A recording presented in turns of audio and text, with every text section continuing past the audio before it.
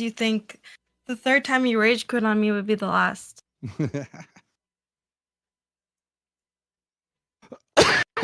All right. There Well, we this is go. great. So we made it happen. Thank you. What up? Oh wait, I gotta pause. Okay. There So we go. Ryan, you found it in your heart to be part of this event. Yeah, I was feeling brave.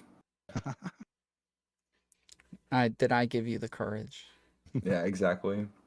So this is a men's round, and Malek is playing the inverted middle character. Is that right?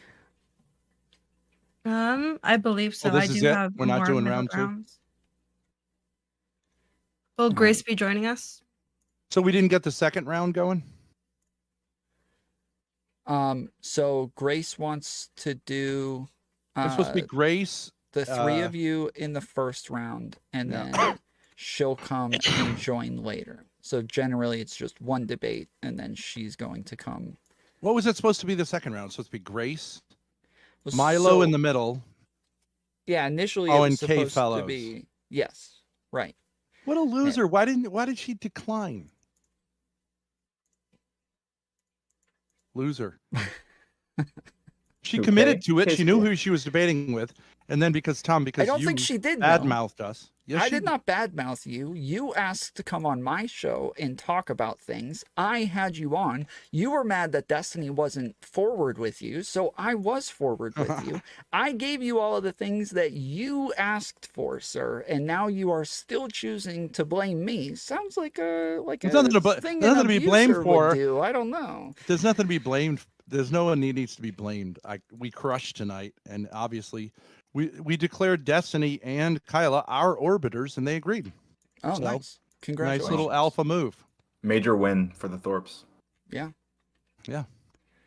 All right, so give me a second. I'm still setting up the screens right now. Malek. Hello. Are we friends? Are we friends? Friends is an interesting word. I will say our dynamic is interesting. Malek, I was stressed out. I was stressed out.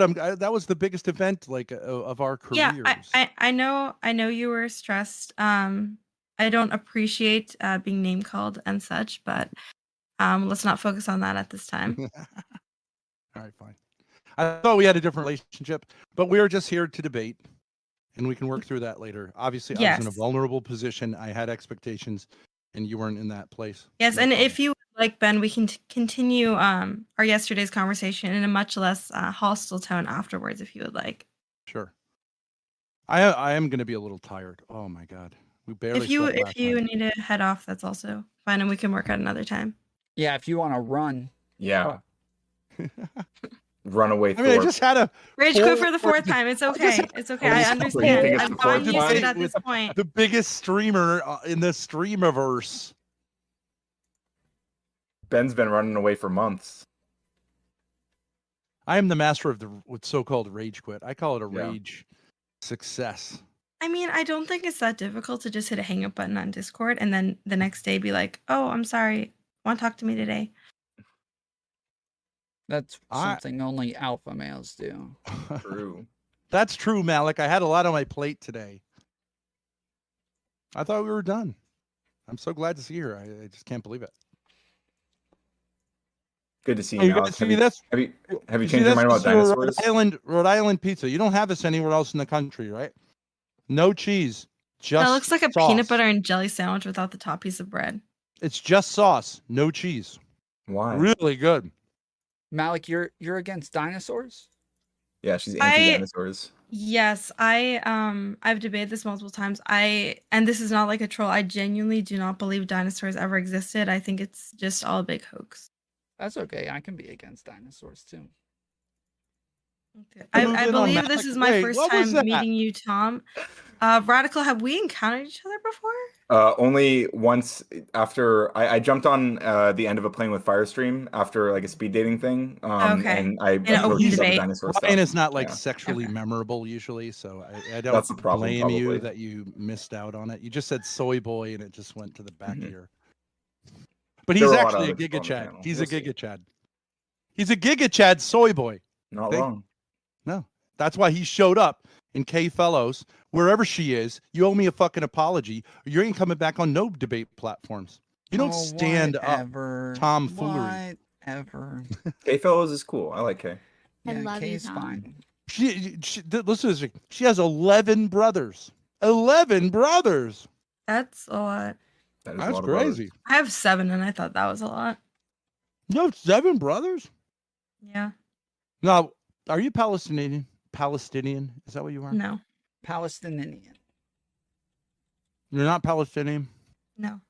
Okay, because that would be too much if you're like from the land where Jesus was born and all that. I can't take it. Okay.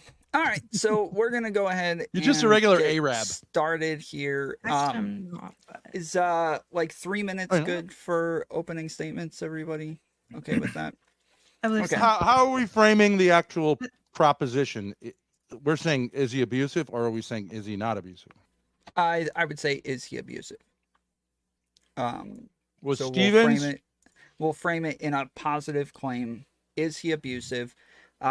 We have Thorpe taking the position that he is not abusive. Correct. And that she is abusive. We have Malek making the claim that they are both abusive and not abusive. And I have made the claim that they are both toxic. Mm-hmm. I don't necessarily know if I would consider that abusive. Okay. Have you seen the footage? And then Radical Coder is taking the position that Steven Crowder is abusive. Yes, but to be, although I'll get to this in my opening statement, not based on the video. Okay, so we're gonna go ahead and we'll go to opening statements. We'll do 3 minutes. Should we watch the video? Should we watch the video to refresh? I've seen it enough times. I think we all have. Just 3 minutes for your audience. No, good. Okay. I think we're good. So we're gonna start with 3 minute opening statements. We will go from Ben to Malek and then Radical Coder, and then we'll jump into a more free flowing conversation from there. Grace is going to join us later, so once she jumps in, we'll give her the chance to give an opening statement herself, and then we'll continue where we left off. Is everybody cool with that? Yeah, that works. Yeah. Sure. All right, cool. Ben, if you want to go ahead and start, you got 3 minutes, sir. Okay. I'm sorry, I got to get my head together. Steven Crowder,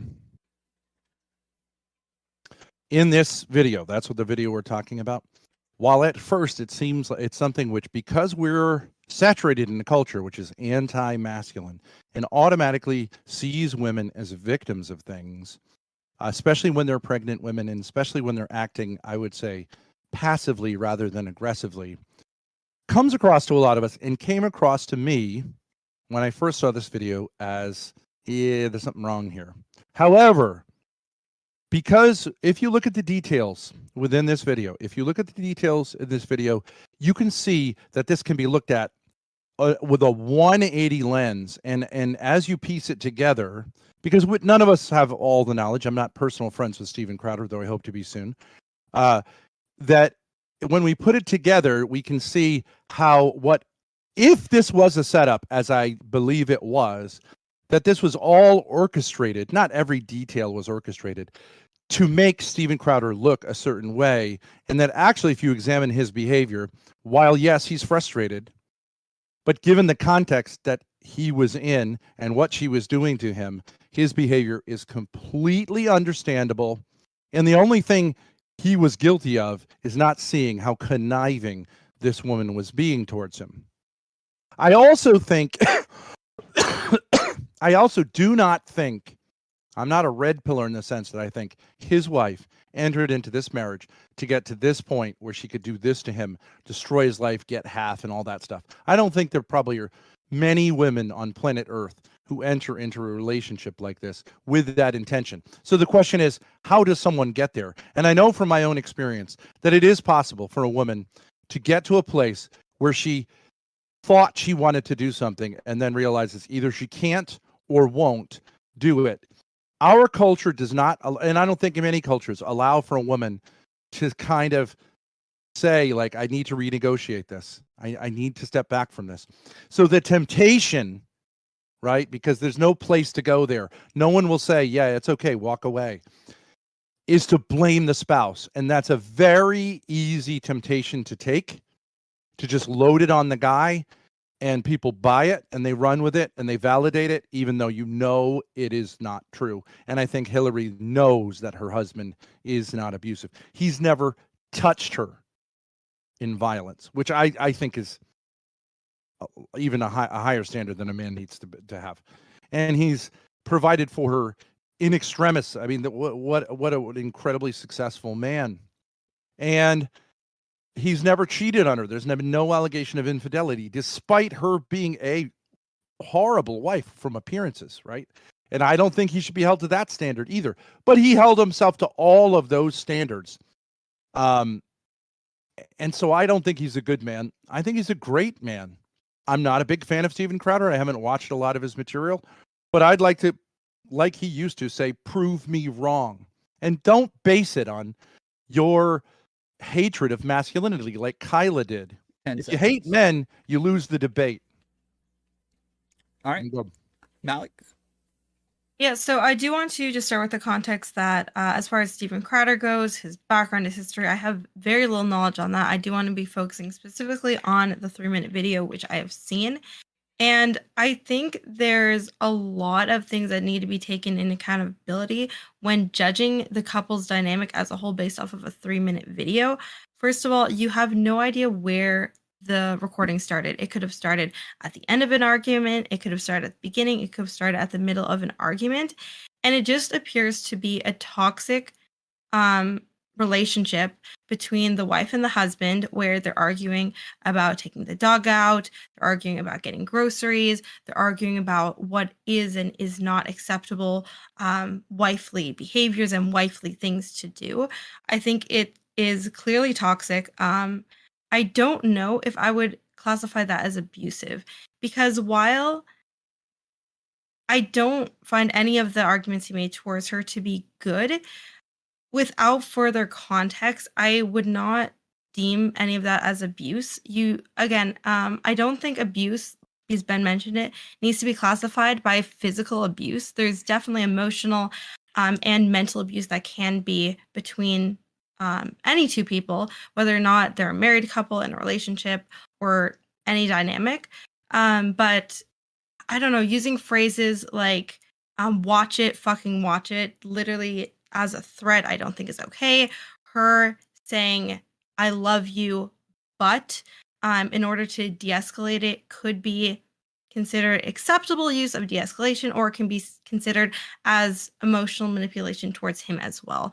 I think I would just end my statement saying I think overall both of them were being very toxic towards each other, and I don't think a clear representation of the relationship can be based off of that video. Cool. Thank you, Malek. And then Radical Coder, 3 minutes, sir.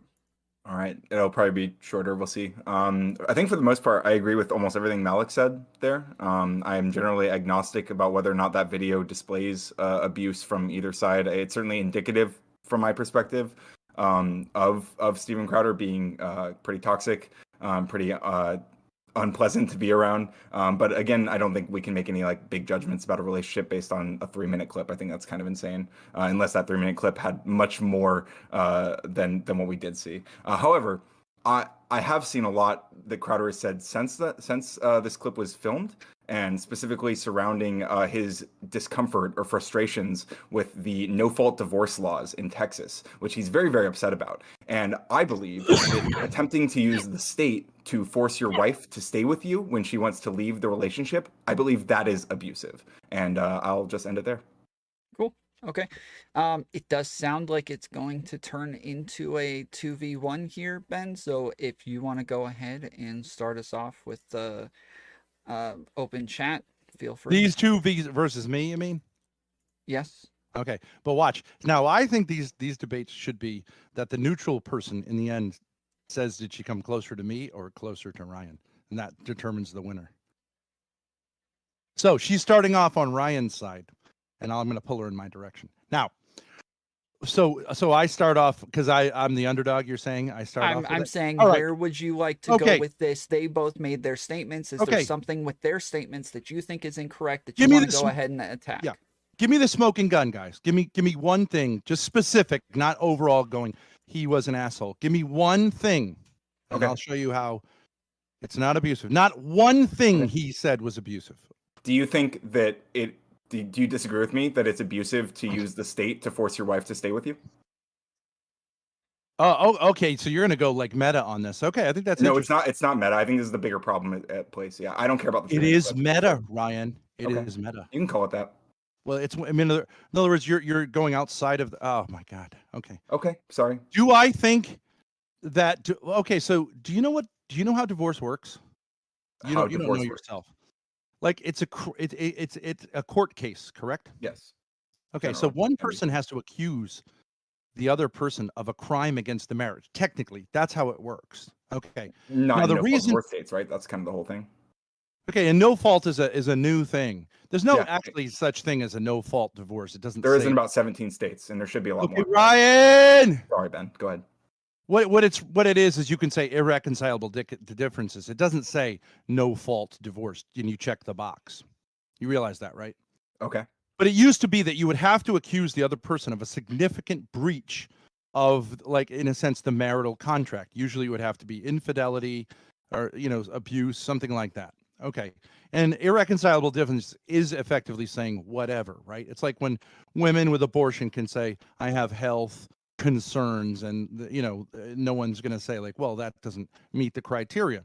I have mental health concerns. I don't want to have it, right? So it is effectively no limitation on abortion through to the moment of birth, at least on paper. So, well, here's what we have to ask, Ryan. Does the state have a vested interest in marriages? Sure. What is the interest? Probably giving support to the marriage as long as both people consent to the marriage existing. Why? No. Okay. Why is the state concerned about marriage?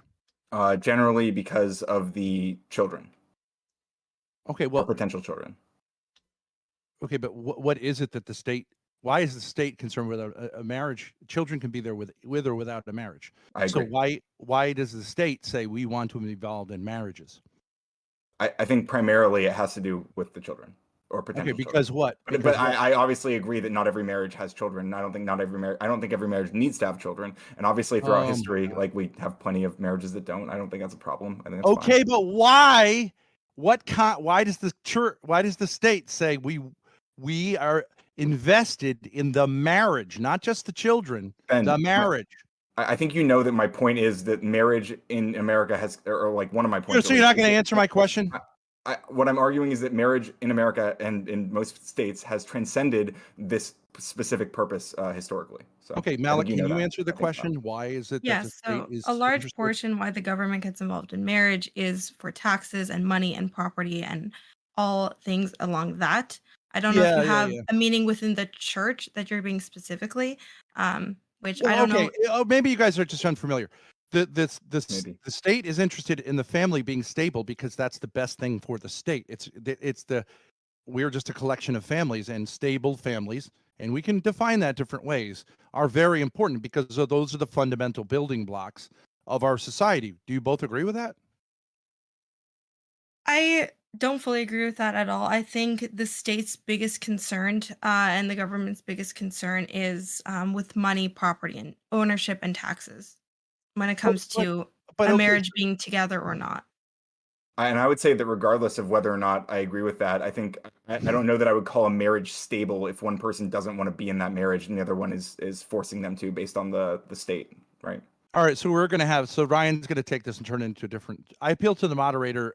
We're going to have this kind of theoretical discussion here. It's not theoretical. There are 17 states right now, so most states don't have no fault divorce, right? And so it's not theoretical. So just real quick, at the beginning, the topic was, is Steven Crowder abusive? That is the way that we phrased it, and so like there was no problems with that. There were no objections to that, and so now that the debate has started, it would be weird to change that topic to be more specific. Okay, well, I still think it's abusive. If Steven wanted to try to use the state to force his wife to not leave him, I think that would be an abusive action. Sure. Well, he can't do that. So I hope not. It's irrelevant. But he's trying to get the Republican Party to do it, so, Okay, but that's a different topic than the topic you agreed to debate. If you don't want to debate it, get the fuck out of here. Okay, then his attempt to sway the public to get his wife to not be able to leave him is also abusive then. Tom, I appeal to you. Yeah, This is just I am ridiculous. saying that his argument is still on topic. It is still what the topic was. The topic was, is Steven Crowder abusive? Nobody had an issue with the question. He is answering the question. If you don't want to argue against that argument, that's fine. You don't have to argue against that argument. Well, Ryan, can I appeal to you to like pull it away and say, like, you're saying, I don't see why a woman can't, for any reason she feels like it, just walk out of a marriage, right? Wouldn't you say something like that? If she doesn't have to give any reasons about why, she has the right to do that, right? That's essentially a no fault situation, right? And I do think that is a fault situation. That I do not think a woman has the right to do that. You keep saying woman, but I think either person could be able to leave it. Yeah. Right. But we generally, I'm sure you would say, oh, a deadbeat dad who walks away from his kids is a scumbag. But you don't see women the same way because you, like, and I used to think you were unique in this or strange in this, but you, like most of our society apparently, thinks that women can never be held to account for anything whatsoever. I think you try to assign this to me a lot, but I don't agree with that. Okay. I don't think that's Tell me something that a woman can do, especially when she's acting passively and playing the victim, where she can be held to account and thrown in jail for what she's doing. Wait, you're asking me what a reason to throw a woman in jail is? Yeah. Give me a reason to throw a woman in jail. Any crime. I'll give you any crime. How about a woman who kills her kids? Especially violent. How about a woman who kills her kids because she's going through... I want to interject and ask why that's relevant. Obviously, women can commit crimes and be convicted of those crimes. Yeah. I don't know why that's relevant to the Crowder abuse debate. That's a good point. Well, I think that just to be clear, what Ben's doing, Ben's pulling us back to an argument that we had like months ago on my stream, and he's trying to reframe things around. I was so lost. I'm like, wait, no. This actually was in the Destiny and this was in the Destiny and Kyla debate, and I asked them to give me an example of where a woman could be held to account by her spouse with forceful language, and it was perfectly fine. I would like you to give me an example of that, Ryan. And it's not abuse. Where a man can yell at his wife. Yeah. Where a man can yell at his wife. Yeah. I think people yell at each other all the time without it being abusive. Well, give me an example of where a man can yell at his wife, and it's fine. I think if the dynamic is established that people are like loud with each other when they're angry at stuff, and I think it's fine. I think it's not necessarily abusive to do that. That's okay. Well, what if they don't commonly yell at each other, but then... Well, then that certainly is going to be a different situation, and I would judge based on more specifics than that. Okay, so can you give me an example of a situation like that? Where it would be okay? Yeah, let's say a woman is just sort of failing at raising her children. You don't think, can a man raise his voice and go, what are you doing? What's she doing? What is going on here? Can you be more specific? Let's say she starts drinking because she's depressed or whatever. She's having trouble. Can a man yell at her and say, this sucks? Can he or no? Yell at her and say it sucks that you're drinking? I mean, I guess, again, it depends. It's going to depend on like what that yelling, like there's a lot more that I would need to know. I can't, like, just knowing that someone's raising their voice, because I'm raising my voice right now. Am I abusing you, Ben? I don't think so. Oh, this is your voice being raised? I mean, I did a little bit. Yelling can be used to determine whether or not someone's being verbally abusive. Yes, I think yelling at someone can be definitely verbally abusive, but agreed. I think some people are more emotional and have more anger management issues than others. And in stressful situations, a lot of men specifically do resort to raising their voice or often yelling. I think depending on context, sometimes it's justified, sometimes it's not. I never think that is the best way to go about a situation, especially a stressful one. No, I personally never yell at people, almost never. And I think that's just one of the worst verbal ways to resolve a solution. Okay. I've never yelled at anybody either. Tom, you're the neutral moderator. We already have a neutral person. You're saying that if a man raises his voice towards a woman, he is always at least choosing a worse option. There was always a better option. Is that correct? Yes, that is 100% correct what I'm saying. However, I am also saying that I understand that a lot of men have anger management issues where they often in stressful situations resort to just yelling instead of trying to resolve the issue with words or other solutions. Okay, are you sure you would? Well, words would be involved in yelling, right? I'm not talking about violence. I understand you're not talking about violence. I'm talking about raising your voice and yelling to the point where it can be considered borderline abusive. Okay. So you're absolutely crazy to say that, and I can prove that you're wrong. And Ryan, are you going to say the same thing? Because I'm going to win the debate right here. If you say that. I don't necessarily agree with that. No. Okay. So we can do this, like, Malek. Of course, there are situations where a man yelling at a woman, like if she's in a dangerous situation, she doesn't realize it, and he's far away from her, he's going to yell extremely forcefully, right, in a way to command her attention as best he can to save her life. Okay, Ben, I do want to add, there is a difference between yelling, "Yo, look out," and yelling, "Get the fuck back it, here, right bitch. fucking now." Right, something like that. Okay, raising where you're voice just as saying, a like, listen necessity to me, trust me.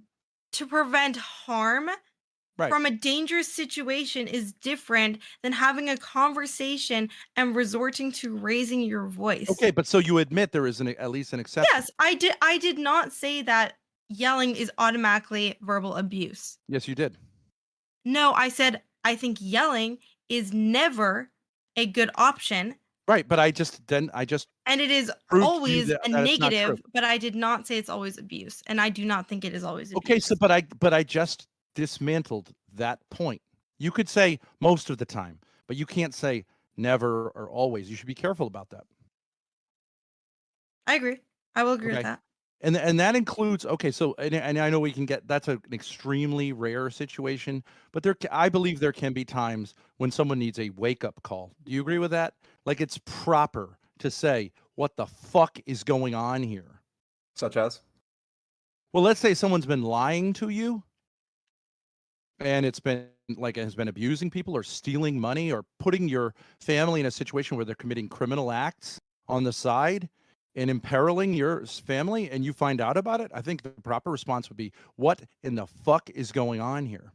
Do you think the most productive response would be yelling? Because I think it would be like the least productive response. I think almost certainly you're not gonna get a better outcome by yelling in that situation. Well, you are telling. What are you doing by yelling? What is that different than going? It's showing. I have some concerns. You're demonstrating how upset it makes you. Sure. Yeah.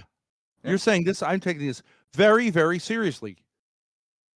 And are there times when something should be taken very seriously? If let's say your wife is taking money, like stealing money, involved in some kind of theft thing, and is lying about it, and you've tolerated it, and she's been like, oh, it's okay, and then you realize she's been lying about it, and it's going to ruin your family if it comes to light, and you go to court, and she's been telling you, oh, don't worry about it. Can't you say, you're out of your fucking mind. You're going to ruin this family. I'm not going to go to court and have my reputation and our finances ruined.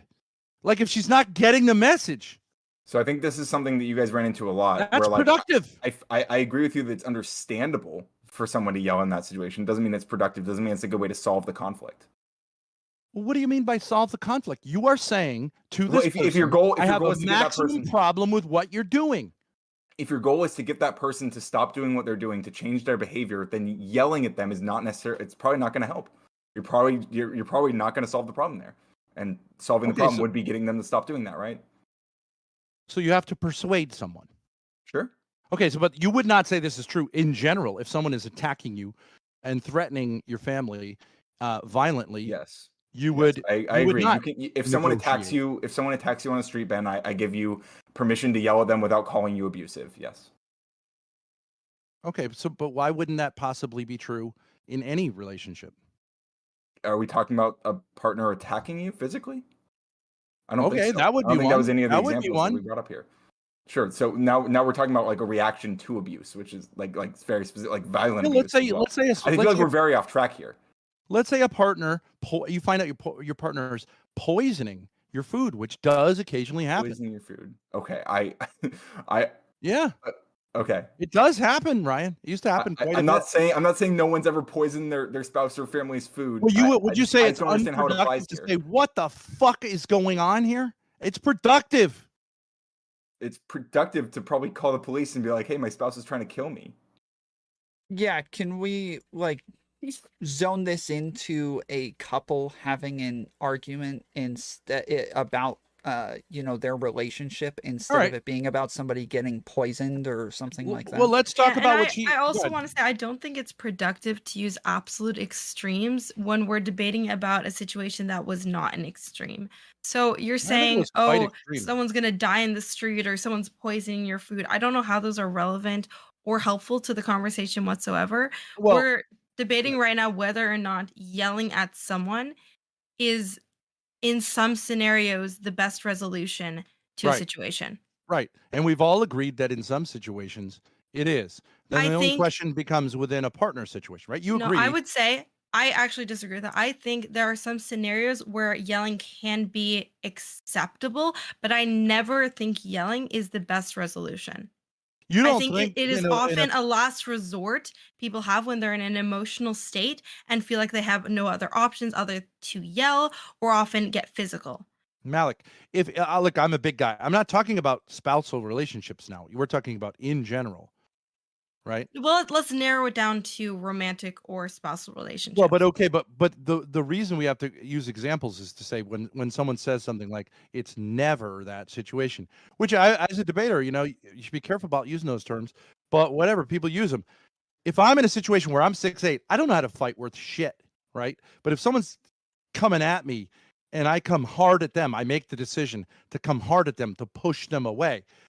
That's proper in some situations, and I've done that. Now, I have nothing to back that up with. I'm totally dead if they actually go.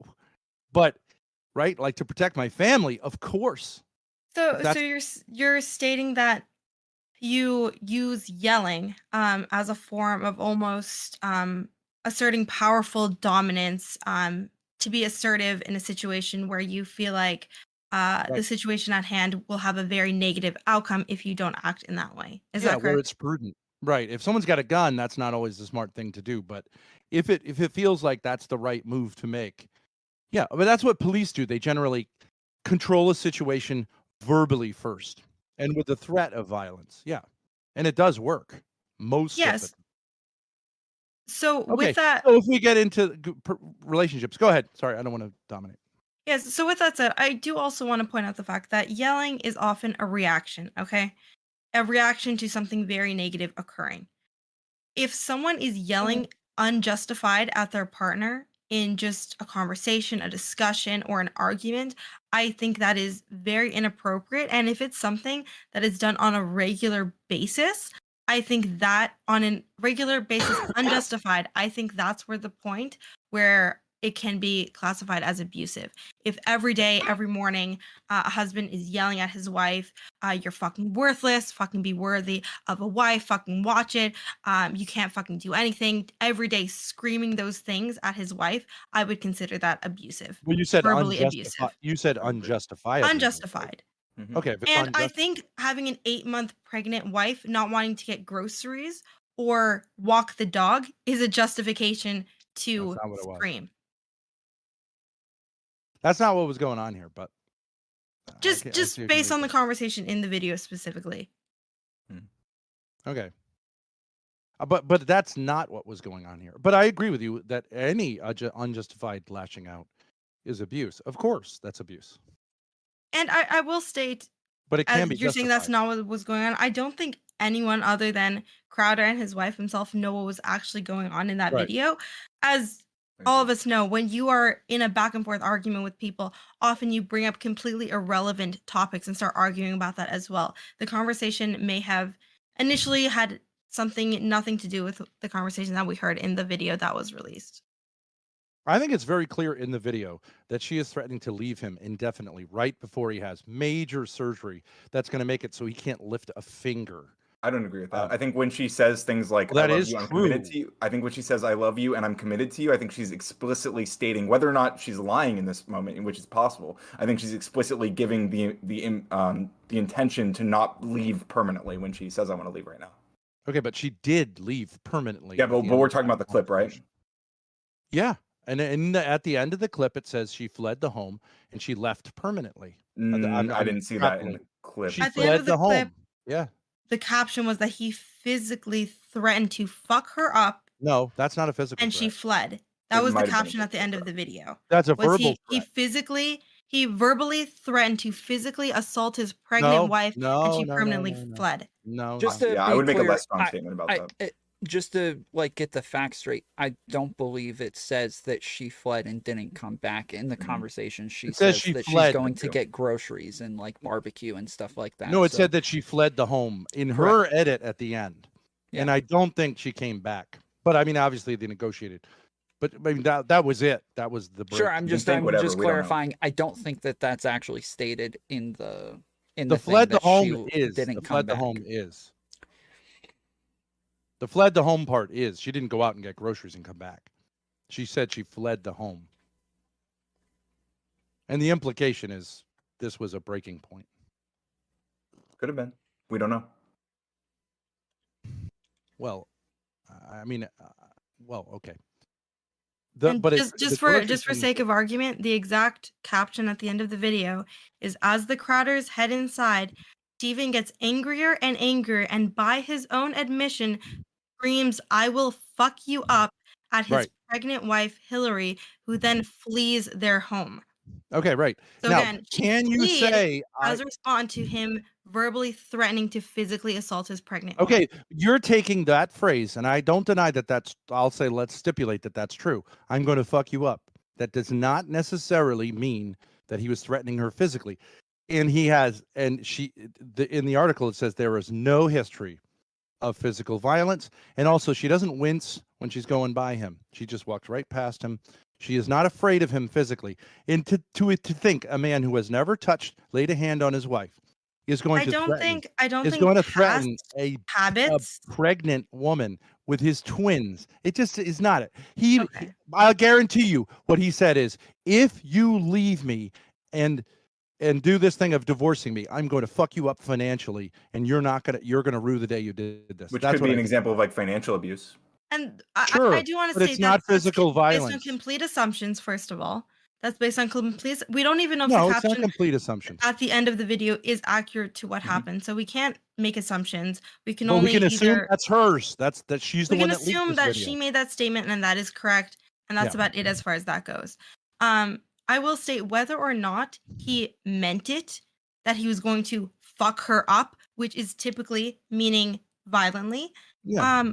I do think that is justification for her to leave that situation. As far as ghost him permanently, all she said is that. Hold on, Ben. I'll stop. But would you not think it's justifiable for a pregnant woman who's just been told by an angry man, "I will fuck you up"? Do you not think it's justified for her to flee that situation after stating multiple times during an argument, "We need space," and him saying, "No, that's not an option"? Okay, but it doesn't say that he doesn't say the rest of the sentence. It just says these words, and those were chosen specifically to paint him in bad light. Okay? Yes. So if the word was financially right after that, her statement would still be accurate, right? I told Destiny I was going to fuck him up, and I did fuck him up on that debate. But that's not, Destiny can't say There's context involved in that. There's context involved. Well, but I'm saying it looks to me like it's radical code of no radical. If you want to disable and re-enable your camera, he can't keep it together. Radical code. I think he lagged out. Okay, but can't you see, Malek, how someone could take those words which were said out of context, put them in this little caption to make it put it in the worst light, even though he did say that? Can't you see that? Yes, I can see where there is missing context and missing video proof of him saying that. He could have said, like you said, "I will fuck you up financially." Either way, saying "I will fuck you up" is undeniably a threat in some way, shape, or form. Yeah, I agree with that. Yeah. But can a man who's about to have his life ruined by a woman for nothing say, like, if you do this, I'm going to hit you as hard back as I can? Because it's wrong. I think that is absolutely wrong, and there's no justification for ever saying to your wife, "I'm going to physically harm you." Not physically, though. I'm saying financially. Hit her back. In other words, with to take measures to protect himself. Yes. To take measures to protect himself when he's been wronged. Yeah. I think it depends on whether that's retaliation, whether that is to protect himself. It depends on the context of what form of Well, if hitting it's her back self-defense, financially. if it's self-defense, like you think you're gonna walk out of here and you're not gonna experience consequences, I'm If going she to. hits him with a lawsuit and he countersues her, that is 100% justifiable. But I don't know why we're talking about the financial aspect of this when we're focusing on the verbal and potential assumed possible physical abuse.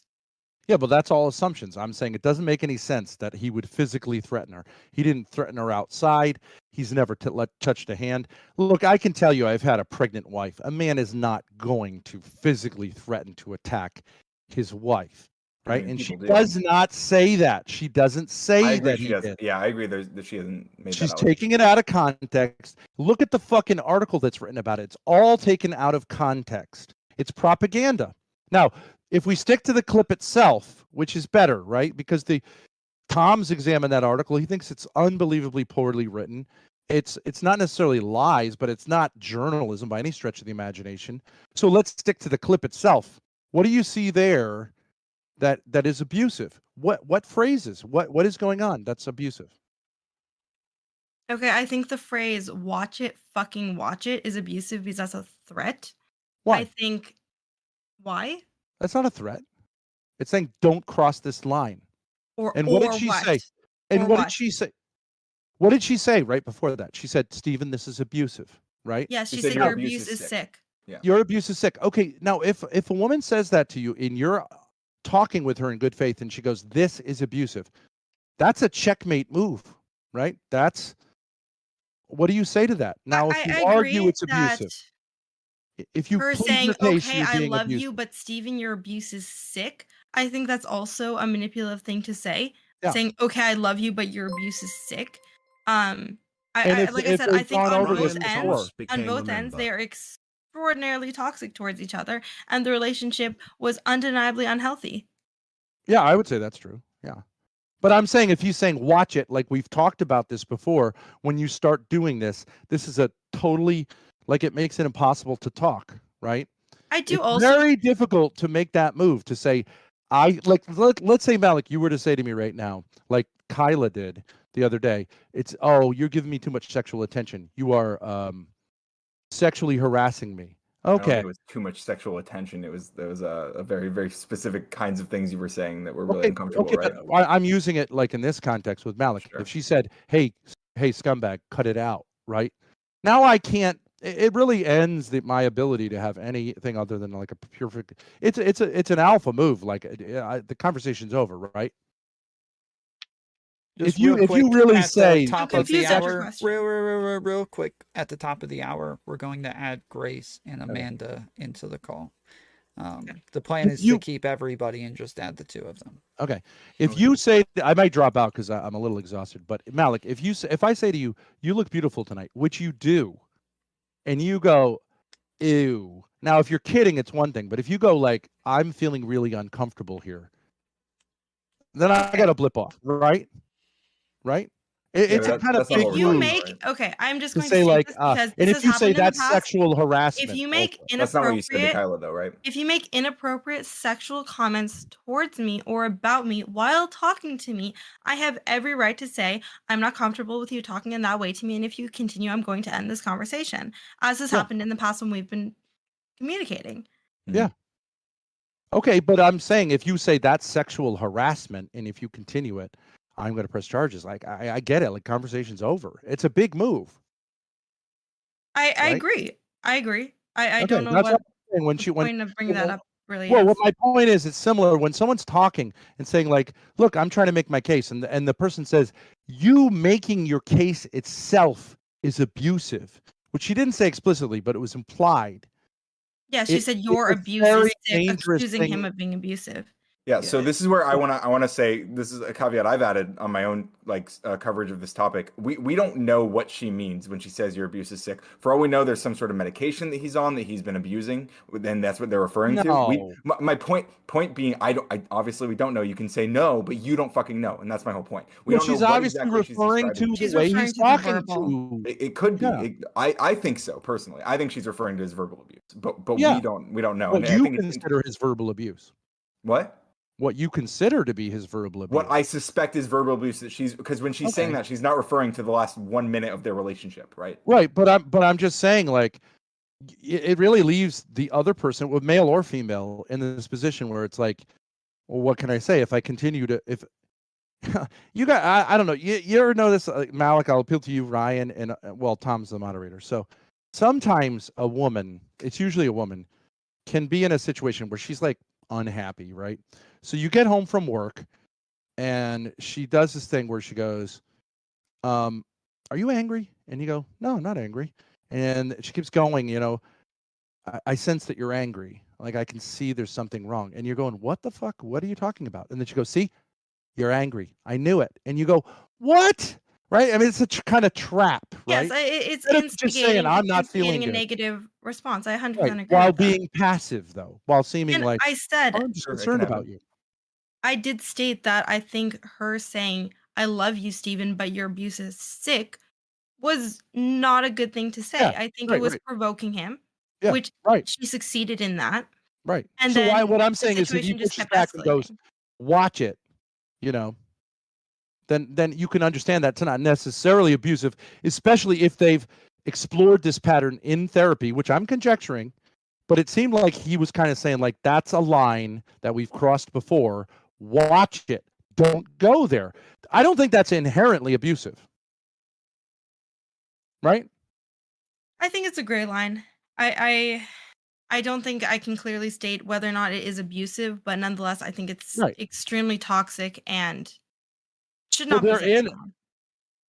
Under no circumstances, even if someone has crossed a line that we've agreed not to cross, and then the guy goes, watch it, just like it's a verbal warning, not of physical violence, but of saying, like, don't go there, because once we go there, it gets really, really bad. If they've talked about that and they've explored it and she's agreed, we're not going to cross this line, and she crosses that line, he can go watch it. And it's actually an act of charity.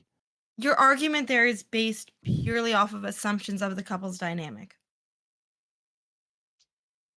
Well, I mean, yes, I'm making some assumptions, but I can see how that argument entirely was based off of assumptions of their dynamic. You agreed with me that it is it's a big move to make. It's like what Tom did to me the other day when he goes, "You're narcissistic." Okay, so how does a narcissist defend himself from narcissism? It's very hard to do. When someone basically calls you crazy and says the way you act is your craziness, it's kind of a move that's very hard to defend yourself from. It's hard to defend yourself from if the statement is true. If you're a narcissist, it's very easy to defend yourself against that. No, it isn't. No, it isn't. Call me a narcissist.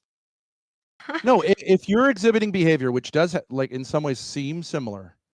If you have a lot of narcissistic tendencies and someone accuses you of being a narcissist and you cannot defend yourself, then there may be some truth to that accusation.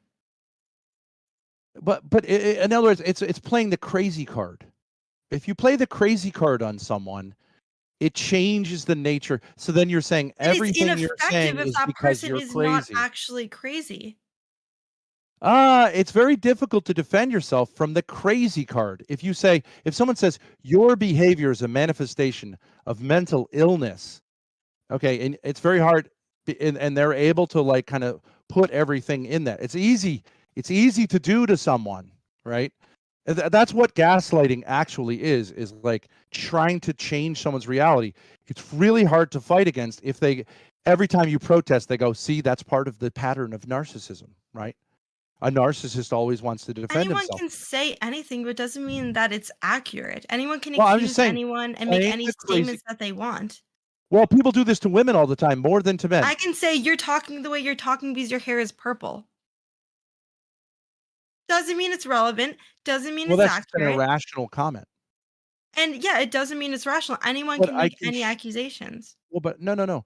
But the crazy card, I can say, look, Malek, you have daddy issues.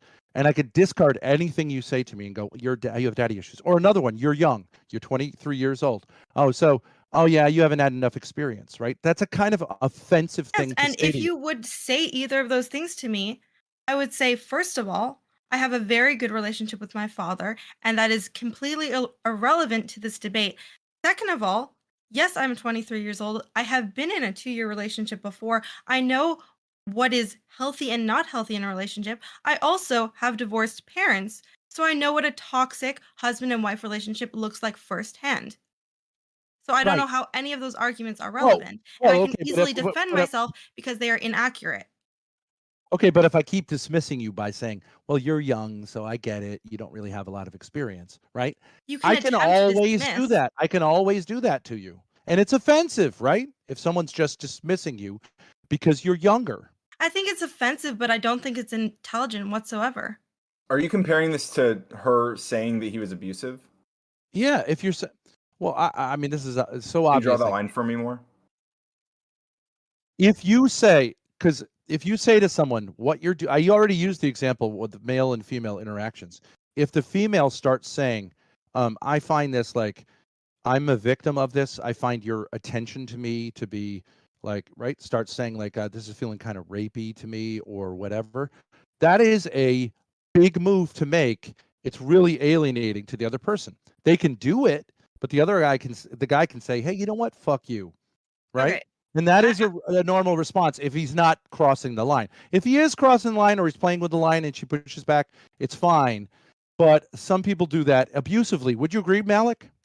Yes, I think the point, I abusively. think you're doing a poor job of it, but I think the point you're trying to make is he was absolutely justified to use the term "watch it, fucking watch it" when she accused him of abuse, because that's a serious thing to accuse someone of. So you're Okay, so saying you agree his with me. response. I'm just wording what you're saying. That's correct. That's what you're attempting to I'm state. saying Correct? it could be seen in that light and could be seen as appropriate. And I think you are right about that to some degree, but I think that does not change the fact that it's a very toxic thing to say to someone, to threat them, to essentially warn them, like, watch that or else. Yes, he didn't say the words or else, but it was fully implied. I'm going to own that my position holds that both of them were aware that there was a breakdown imminent. So if you want to say, like, is this how a wonderful marriage that's doing well operates where a man talks like this? I'm not going to make that argument.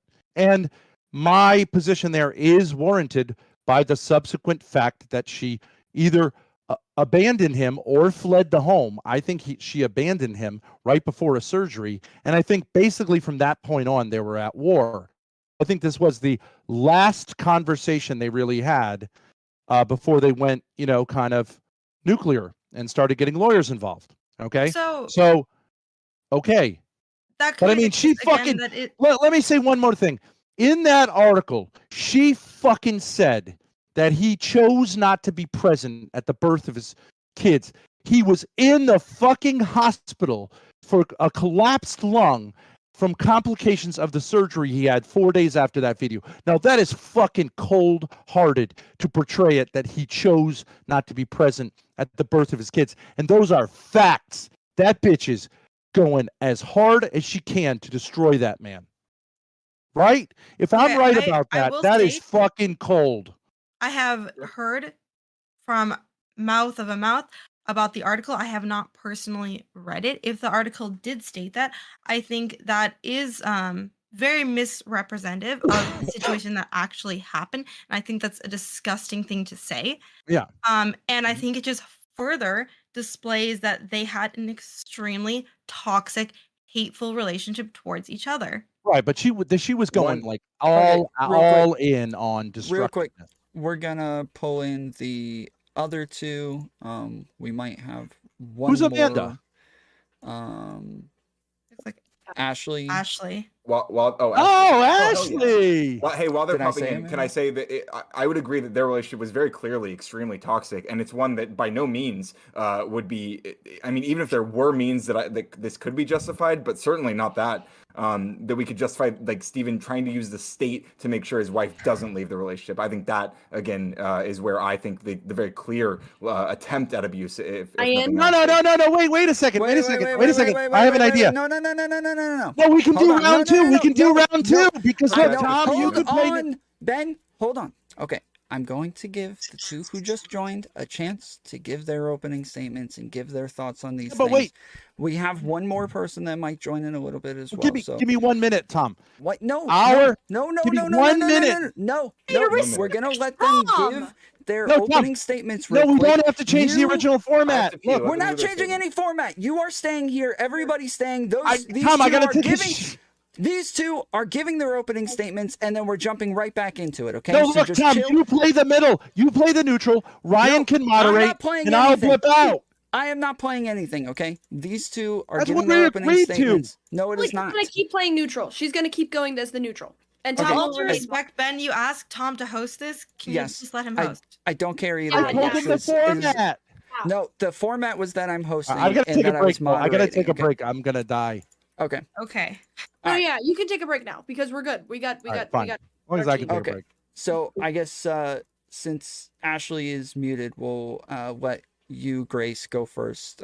You can have 3 minutes. I will be right back. So give me just a couple seconds. But yeah, go ahead, Grace. Okay. So, gosh, I just did this. I should remember. So, yeah, I would say that abuse is a word that people like to hurl at men, especially in our society. Abuse means treating somebody, misusing them, abusing them, so using them wrongly. And in relationships, it's generally considered to mean trying to hurt somebody, be cruel to them, be harmful towards them, or to express violence, or not express, but whatever, to enact violence on them. That would be considered abuse. I think if you look at the Steven Crowder clip, which I know both Ashley and Malek, you guys have only really seen the video, so it's fine, we'll just go off the video. But if you look at that clip, what I see is a frustrated man trying to reach out to his wife, who is shutting him down, disengaging, alphaing him by continuously saying his name, and essentially breaking the relationship by calling him abusive, which they both agreed they weren't going to do. Because you can hear earlier, he says, I draw a boundary when you start calling me abusive. I think what most people see, because they're easily fooled, is a poor victim pregnant woman who's being yelled at by her mean, nasty, angry husband with, anger issues. But if you take a closer look, you can see that what he's doing is holding his wife accountable. He's asking her, if she says she loves him so much, he's asking her to show her love by doing the things that they both agreed were her wifely duties, as, because they have a Christian marriage and everything else. And I don't think women are victims for being held accountable by men, even if the men get frustrated, even if they yell, even if they...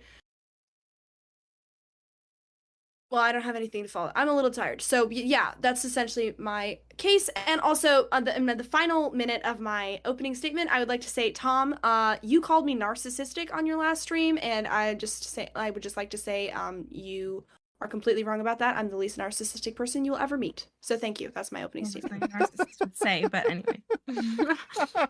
Oh, it's so good to see you, Grace. Okay. Ashley, if you want to go ahead, we got 3 minutes. Yeah, I am not your everyday Ashley XOXO. Hello. Hey Ryan, how you doing? Malek, long time no see. Looking fucking fierce tonight, lady.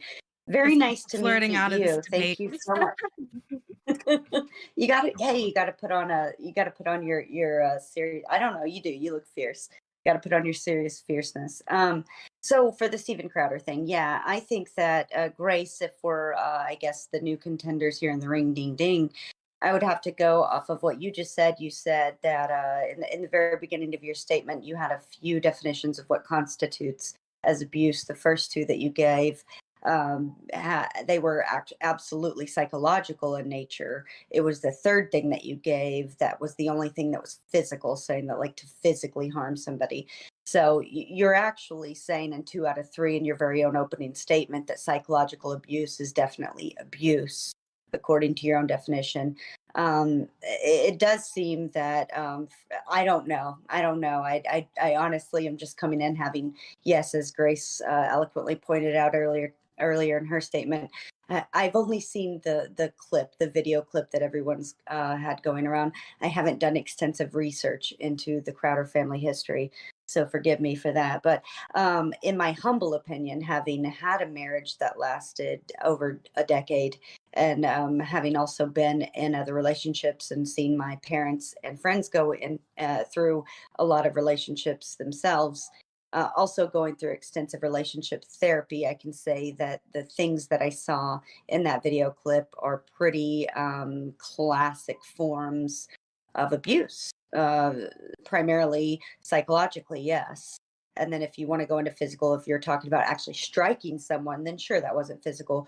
But having a physical presence, big and bowing up against somebody else, or, standing close to points of exit or entry, etc. That's also I would say most people would think that that's a little bit threatening in nature, which can also fall under abuse. So I guess I would be on the stance of yes, that was pretty abusive overall, if we're just analyzing that clip.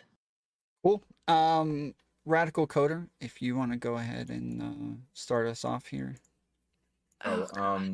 Sure. Yeah. So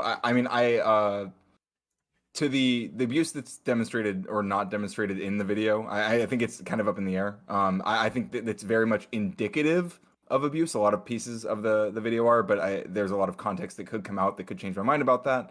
But in general, my position, since Ashley and Grace weren't here for the beginning of it, my position is more that Steven, I think he is abusive based on this, but more so I'd say he has the intent of abuse when he advocates for the state to prevent his wife from leaving him and ending a marriage that she wants to get out of, which has been a very clear position he's said many times, and is one shared by a lot of the Republican Party, and one that I'm afraid maybe legislative. That's such a pussy move. That's such a pussy move to take, because he's actually, if you're actually just going off of that clip, he is obviously being abusive in more ways than just that. I agree. Okay, hang on. No, Wait, your stance is that of a giant gaping vagina right now. Okay, I'll take it. In all the worst senses, not the wonderful senses. We can fight about it. That's fine. Well, that's a pussy stance, bro. Okay. That is the biggest cop out I've heard. Ryan is known for those, so not surprised. You are neutral. Wait, you're neutral, or Malek was neutral? You're not neutral? I'm more neutral. Yeah, I think Malek is. In the sense that I think both of them are in the wrong. Okay, and so Ryan is. Hang on, let me be completely clear.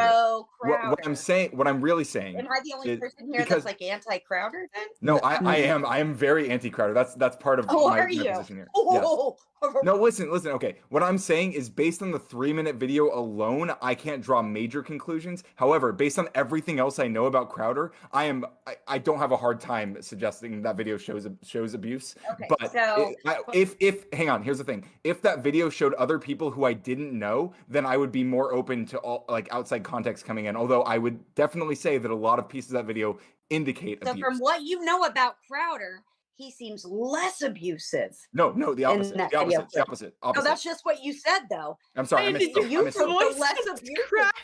misspoke, Ashley. If I said that, I misspoke, because I think what I know about Crowder makes that video I came in here and I'm listening to you being worn down for these people debating you all day long, to where I feel like you're now almost making excuses for Mr. Crowder. Yeah, I'm not trying to do that.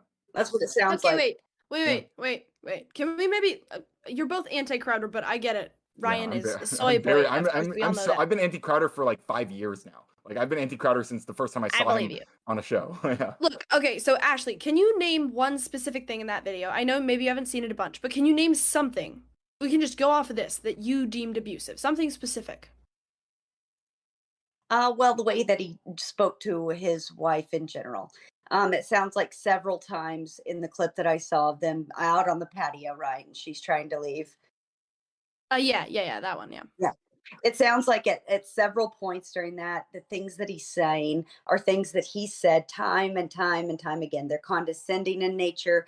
They're very, it's tone. What's something that's, like, what would you call like, I know some quotes. So, like, he says, if you're not going to do your wifely duties, for example, then some blah, blah, blah, something else. Or you need to be worthy of being called a wife. Or the only way out of this is discipline and respect. Would you say those are condescending? Ryan?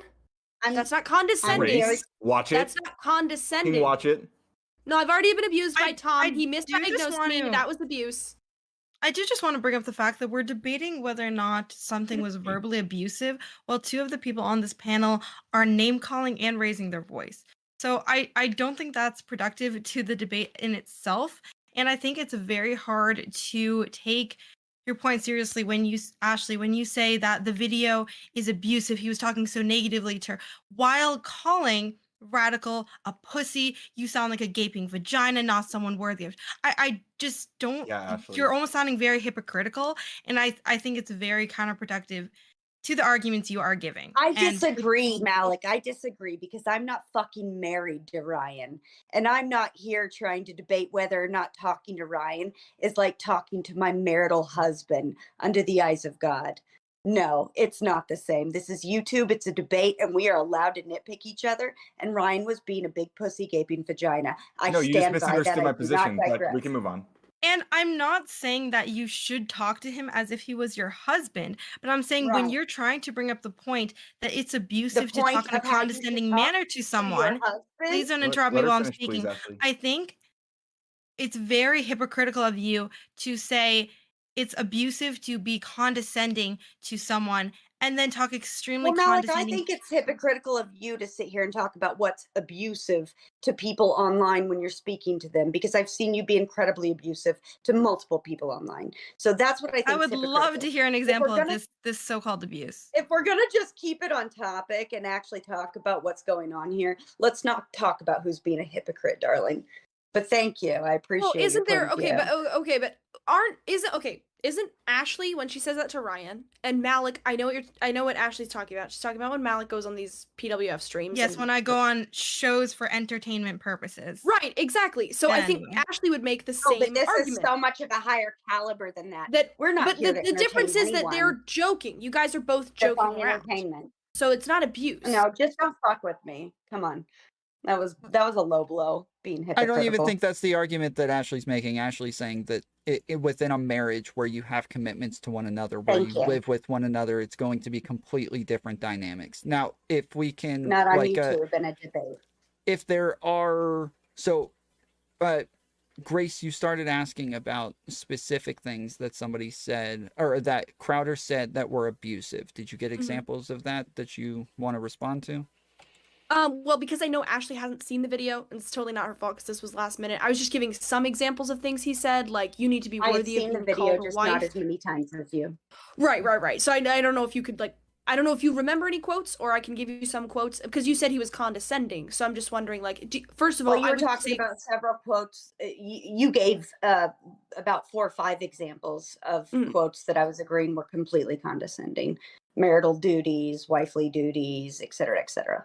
Is it condescending to tell somebody that they're failing their marital duties? Is that condescending? In this text, in this scenario, yeah, it is.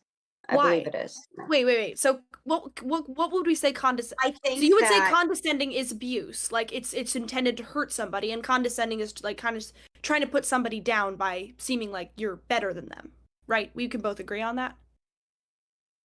I think that is one way to define condescending, Grace. Yes, we can agree on that. But we can't agree that that's what I meant, what I said just a few minutes ago now. I think that in this scenario, you're looking at a husband and a wife. Now, Grace, you're 21. You just turned 21. You've never been married.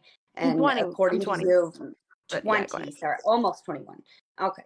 So just saying, coming from maybe, I don't know, I know this is anecdotal, but coming from somebody who's been married for over a decade and looking at what your parents went through themselves, right? Like, you cannot sit there and say that you don't recognize certain tones, certain behaviors and things that are said that are like, quote unquote, triggering statements to maybe provoke some type of emotional reaction from the other partner. You don't recognize anything in that. So in that interaction, nothing Crowder said to you seems abusive in any way, shape, or form at all. No, but I'd be happy to talk about anything he said. No, I don't want to do that. No. I don't want to do that. So just knowing that, like, you watched that entire interaction and you don't see anything abusive at all.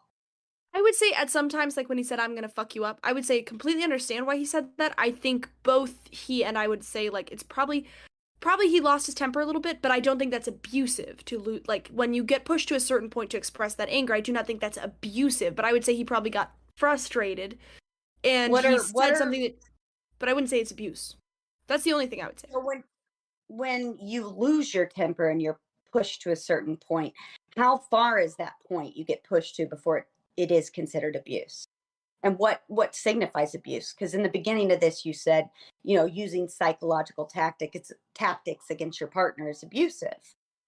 So, like, yeah, how are you not drawing a line from point A to point B here? Well, I would say that what he's doing in the video is saying that to his wife, look, you're not holding up to the standard that we both agreed was your standard as a wife. You're not even doing basic tasks. You say you love me, and yet you don't even take the dogs out, right? Like, why don't you show your love? You say, I love you, I love you, I love you, right? But you won't put on a pair of gloves and give the dog its medicine, right? He's kind of trying to say, like, look, this is an issue. This is an issue I have with you. But many times he does say, Hillary, come on. Hillary, you give up so easily. You throw in the towel so easily. Come on, Hillary. So I would say he's clearly, honestly, bringing up an issue in a frustrated tone, sure, I don't but think that's his not tonality abuse. was the way that, I was about to say, the tonality you used just now was not frustrated. It sounded very, pleading and loving.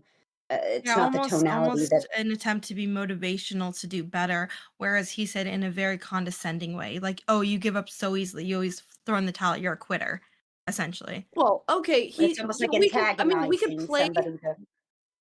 Well, but we can play the video. Saying, but you yourself. He did say you changed your own tonality. If you were quoting the video verbatim and not trying to use any kind of manipulative tactics to sway your argument, you wouldn't have changed your tonality when you quoted what he said just now. The fact that you yourself changed your tonality in a way that made it seem more palatable to the audience shows that the way that he said it was fucked up. Wait, but he did say it like that. He said, Hillary, come on. Hillary, come on. He didn't. No. He did. Oh, you can watch it. I actually didn't notice it the first time, and then I realized after a couple watches, he said, Hillary, come on. But there was clear sarcasm in that statement. I mean, what sarcasm? So he didn't mean it? So he's just like trying to make her feel bad? Like he doesn't actually want them to resolve the issue? I don't think so. I think you're reading something into it that's not true. No, I don't think he was attempting to resolve it whatsoever. I think he was just trying to point out the fact to her, hey, you're a quitter, you're a failure, you're not good enough. Well, when somebody is... That was what he was trying to express to her. But she was saying, I'm leaving. She said, I'm leaving. You can't say, like, hey, you didn't say I'm leaving. She said, I'm committed to you. And he said, no, you're not. Yeah, and he was right because she left him and divorced him like 4 months later. So she was a liar. That says that kind of shit to their partner, their best friend, whoever it is, period, on their way out the door or whenever. I mean, that's fucked up. You're a quitter. You give up so easily. Just these are negative things. These aren't things that you say to somebody you love. I'm sorry. Yeah. Argue all you want that you know the ins and outs of this person's marriage.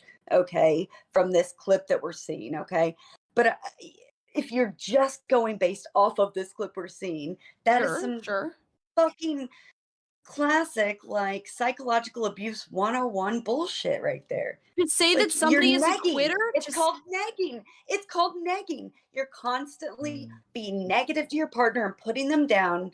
That way they feel like they have something to prove all the time. Your approval of them. But you say just based off the clip, right? Okay, so you say just based off the clip, you're reading into it that he does that to her a lot.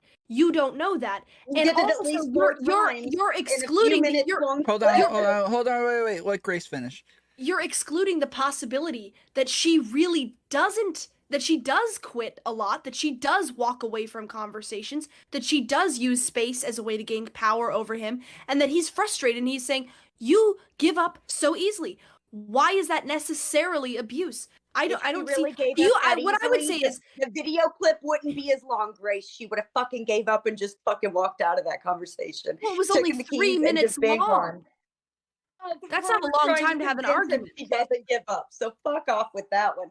You give up so easily. Any fucking woman that really gave up that easily would have been like, fuck this shit, I'm out. within the first 30 seconds. Give me a break. You're not going to sit there and argue with that stubborn piece of meat for over 3 minutes long, just that we see on video. For 9 years. You give up that easily. Exactly. After 9 years. Give me a break.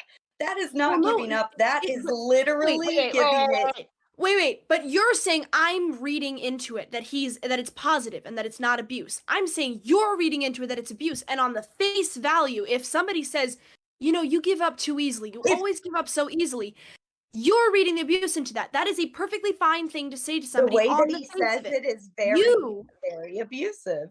Yeah. I'm not reading into it. I think that most people see that it is. Hillary, you give up so easily. Hillary, you give up so easily. That's abusive to say to somebody. That was the tone he used. I'm not exaggerating.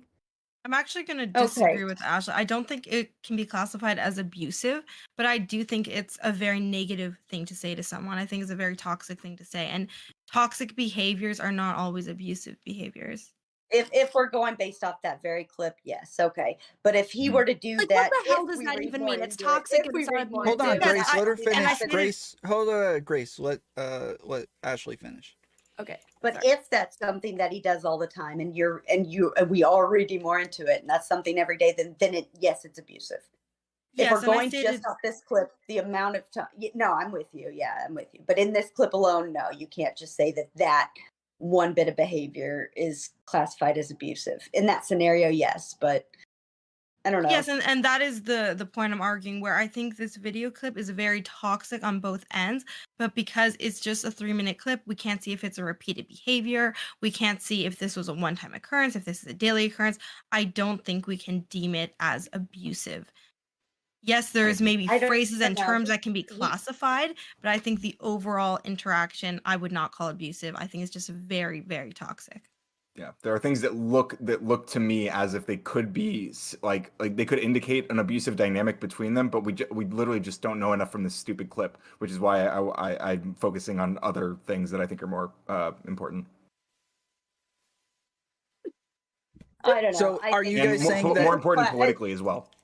You're saying that clip by itself doesn't show abuse, but you're saying there would have to be other outside circumstances in order for you to call it abuse, Coder? Yeah, I mean, if that dynamic is like a good representation of like a lot of fights that they've had, then I would say then that's probably a pretty abusive dynamic. But based on just that alone, I don't know. Yeah, I would say it's probably pretty abusive too. If he's asking her to, if he's holding her accountable and she's dipping out and running away from him, I would say that's abusive of her. Yeah, she should do what she promised to do when she got married to him. That is abusive. She should probably just leave the marriage if she doesn't want to live up to whatever it is that he expects her to be of, I guess. Yeah. Well, then she shouldn't have got married. That's which is my problem. He doesn't want to let her leave the marriage. He thinks that the state should stop her from leaving the marriage.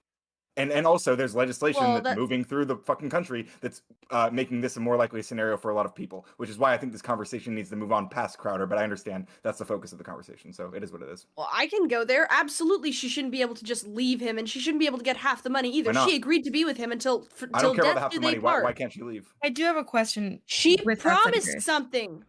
Sorry, Grace, so in your opinion, right, if two people are married, you're saying regardless of their initial vows to each other, regardless of their initial marriage agreements, okay? If at one point, and we're not talking about crimes being committed, we're not talking about physical abuse, you think no matter what circumstance of verbal altercations that the woman is allowed to walk out. Is that what you're saying?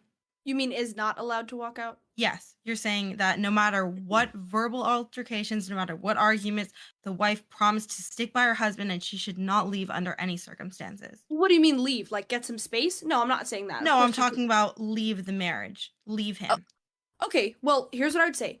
Marriage says till death do us part. If it's not until death, then it's meaningless. Either you made a mistake when you got married and you never were married, or you're married and you can't leave it. Because if you can leave that kind of an agreement, then it's meaningless. It's meaningless if you say, I will be there through sickness and through health till death do us part, and then it's available for you to leave at any time. Then you shouldn't say that. You should say, I promise to be with you till I feel like leaving.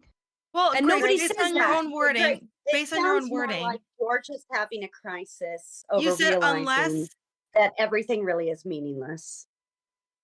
And Grace, you also mentioned in that response to me that Separation can be unless okay. it was a mistake, human beings make mistakes all the time.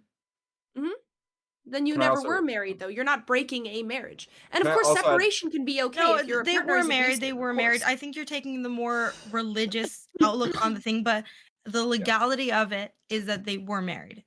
And on top of that, when you say Yeah, that legally, but it doesn't make Hang any on, sense. Grace. How can you have a legal Grace. contract that says you will be together till death, and then there's also a Yeah. no-fault divorce? Yeah, but so that's that why even if divorce there's no exists. problem, even if there's no problem, you can leave this contract at any time. Even if you look at it legally, how does that make sense legally? There's no other legal contract that looks like Divorce that. exists because people make mistakes. Huh? If you Listen, enter a What is contract, the other alternative, Grace? Off with her head? Like, what the fuck do you propose? she has to Like, stay. what? well, I don't. You can't make these. What's the word I'm looking for?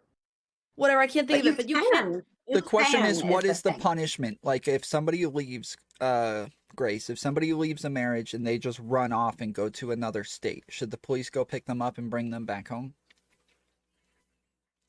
Well, I mean, that would be abandonment of your spouse and children. Let's assume I there don't know. are That's no children, that's illegal. and you've been married for 10 Okay. years, Okay. and you run off to another state. What Mhm. should the state do about that? I don't. No, I don't think you could criminalize that. I'm just saying the idea of a no-fault divorce doesn't make any sense to me because, like, what is this? So, like, you could have a legal contract where you enter into it for a certain amount of time. This amount of time is forever until death. Then you say, well, actually, you can leave whenever you want for no reason at all. What's the point of it then? Well, this is the thing, Grace. When you keep saying that the marriage is meaningless because, like, someday it might end, what you're ignoring is that, like, there's a lot of meaning to be had in the intermittent period, right? Relationships last a long time. They have a lot of meaning. They have a lot of value, and they bring a lot of things to both people's lives. And then sometimes they end, and that's fucking life. Okay, like, so cry, Coder, you can cry about it. It's sad. It's Coder, sad, but that's the way the Coder, world works. Okay? when you get married, both of you arguing about what you believe to be right and just about relationships. So Grace is basically saying she cannot fathom why you would marry if it's not forever. That's the sanctity of it. Ryan, what you're saying is that no matter how long the relationship lasts, it's beautiful in the moment. But like, this is just two completely different like viewpoints of. It's that, but it's also necessarily relevant. Wait, I have one question for Coder, and then we can move on. When you get married, will you say, "I will be there with you through sickness and through health, through ups and through downs, blah blah blah, until I don't feel like it anymore"? Is that what you're gonna say? Because that's what you are gonna be doing when you get married. Is that what you're gonna say? Yeah, maybe I will. Okay. Enjoy the wedding. I'm sure everybody will be shocked. But listen, the whole problem is with the that contract thing, cynical. because even if we agree it's a contract, you can still withdraw consent at any point from this contract. And if you no longer consent to be part of that contract, then you can withdraw in this case. Then what's the point of marriage if it's till death do us part? What is the fucking point? I don't agree that it has to be till death do us part. I think people say that because everyone's taught to say that. I think everyone believes they mean that in the moment, and then fucking life happens. No, it's because it's obviously a special relationship between you and another, as your spouse, and it's a unique relationship in your life that is supposed to be forever. Okay, it's supposed to be. Not that it's necessarily relevant, but I do want to ask you, just based on how you're speaking right now, have you ever been in a relationship, a romantic relationship? Yeah, a couple, but nothing long term at all. Okay, so you've been in a couple of relationships, but nothing long term. So you were in a relationship with someone and broke up with them, correct? Yes. It was very, very, whatever. It was in high school. It wasn't really a relationship, but anyways, whatever. Okay. Nothing serious ever. So in that relationship, yes, it wasn't marriage. You understood for whatever reason the two of you were not compatible and you ended it. Well, yeah, we went on a few dates and then I was like, I don't really like you. Okay. So, yeah. So I don't necessarily know how much of a relationship that is, but regardless. Well, whatever. I don't know. People choose to, say, fuck it. Just imagine you married that person, right? You said till death do us part, blah, and then realize, fuck, I made a big mistake. This person is not meeting my requirements as far as love goes, as far as responsibilities go, as far as my expectations of what I wanted in a partner. I want to end this. instead of remaining unhappy for the rest of my life and their life because we both are clearly unfit for each other. Well, okay, two things. First of all, I think you're saying relationship. I don't really think there is such a thing. No, I'm saying marriage. No, I know, but when you were talking about the thing earlier, I'm saying, okay, dating is fundamentally different than a relationship. I think a relationship only makes sense if you're married, and dating is something totally different where you don't have any obligations towards that person and they don't have any obligations towards you. Okay, so within marriage, okay, I agree with you that, like, I don't think that marriage should be a jail cell. That's awful for both the man and the woman. Okay, but you have to say that you have to take marriage seriously and say, okay, this is a lifelong vow. So either you didn't understand what you were getting into when you took this vow, or you didn't look into it enough, or you didn't understand who this person was, or you did and you made your choice and you have to stick by it. But if they're abusive, you can be separated from them. But it doesn't break the vow. How can the vow be broken? Okay, or at the time you were married, you were very committed and wanted to spend the rest of your time with this person. But as life went on, as your marriage went on, as life struggles and issues occurred in your lives, you had a change of opinion. You had a change of maybe you wanted what you want in life, maybe what you expected from your partner. Maybe you even changed, hey, I don't want to do the things I initially committed to. People are allowed to change their minds. People are allowed to move on. People are allowed to mature. Well, then they should say in the vow, not till death do us part, but then they should say... I don't know why you're so focused on the vows. Well, that's what everybody says when they get married, right? Because it means something. But I don't know how that's relevant to this argument. Well, it's part of the deal. Forever. Like, until you die. That's a major part of the deal. And I'm sure there's a lot of other things they had in their vows besides just that. But regardless, they had a change of heart and they no longer wanted to be together. So you're stating, unless one of them died, they should just remain unhappy and try to talk it out for the rest of their lives. Well, that's why I'm saying people should take it more seriously, because otherwise I agree. People are stupid and they get into marriages that maybe don't work out. But I don't think it's is it right a marriage? To say... Wait, but... Okay, let me try to say. What I'm trying to say is commitments matter. Like, for example, if you have kids, right? Can you decide, like, actually, I don't really want to be a parent anymore? Or are you their parent for life? Okay, can you decide, or is it morally wrong to decide? Because yes, you can decide, I don't want to be a parent anymore. Do I find that morally wrong? Absolutely. Child abandonment is illegal. If that's the route we're talking about. But I think by bringing that up, you're getting more personal about your family dynamic than the Crowder situation. No, but what I'm saying is when you have a kid, that's a lifelong commitment. You are going to be their parent for the rest of your life. You should take having sex and the possibility of pregnancy seriously, because that kid is going to be your kid till death do you part, in a sense, forever, right? Yes, that is correct. Okay, so the same kind of applies to marriage. It is a serious commitment. It's a serious commitment. People should take it seriously. And if you can't just back out of being somebody's parent, then can you back out of being somebody's spouse? Okay, there's a difference between bringing another human being into this world and having an obligation to have some form of responsibility and care for that person that you chose to bring into this world, than ending a relationship with a partner due to a change of heart, a change of mind, change of circumstances. People are absolutely allowed to leave their partners if circumstances in their life change where they're unhappy. Okay, but wait a second. So you just said, okay, so with kids, there's a difference between being obligated to fulfill your responsibilities to those kids versus having a change of heart with your partner. But actually, getting married is even freer than having kids, right? You might accidentally get pregnant, and it might not be like your choice, but you're like, okay, well, I have this kid now. But you freely choose to get married to this person and take on those responsibilities freely. So how can you hold somebody accountable for getting, pregnancy might be an accident, you might not be planning the kid, but you still have lifelong responsibilities to that kid, versus a free partnership that you chose freely. Of course, if you didn't choose it freely, it's not a marriage, but well, you can also pick it up for adoption. I'm going to very simply... But before you jump in radical, I'm going to very simply state this. Marriages can have beginnings and ends. Once you're a parent, you are a parent for the rest of your life. There's no unparenting. You can't divorce your child and not be a parent anymore. That is just something lifelong that you have. I agree. Well, I don't agree because you can put the kid up for adoption, right? But you are still their biological parent. Yeah, you're still their parent. But we're not. But like, I mean, I guess like Grace's. You may not always be their legal guardian. By God, you would be like. Like your child can be taken away from you too. Yeah, right. Totally. But you're still their parent, and you still have obligations. Still their biological parent. You have obligations to that kid that you can either fail in or succeed in filling. But you have obligations nonetheless, right? You can fail or succeed there are at moral filling. Obligations, sure, but not necessarily ones that we would enforce through law. There are, of course, obligations to your not kids. If you, no, because you can put a kid up for adoption, and you can make them no longer your responsibility. Yes, you are a legal guardian of that child unless it is passed off to another adult. Yes. But if you're not able to care for a kid, you are legally required to put it up for adoption. You can't just abuse it, right? So, like, the law does hold you to certain standards. Okay, so why shouldn't it hold you to certain standards within a marriage? Well, because we're talking about dependent children. On you. Yeah. We're talking about minor children. We're not talking about your children when they're 18, 19, 20, 40, 60. We're talking about 18, minors right now.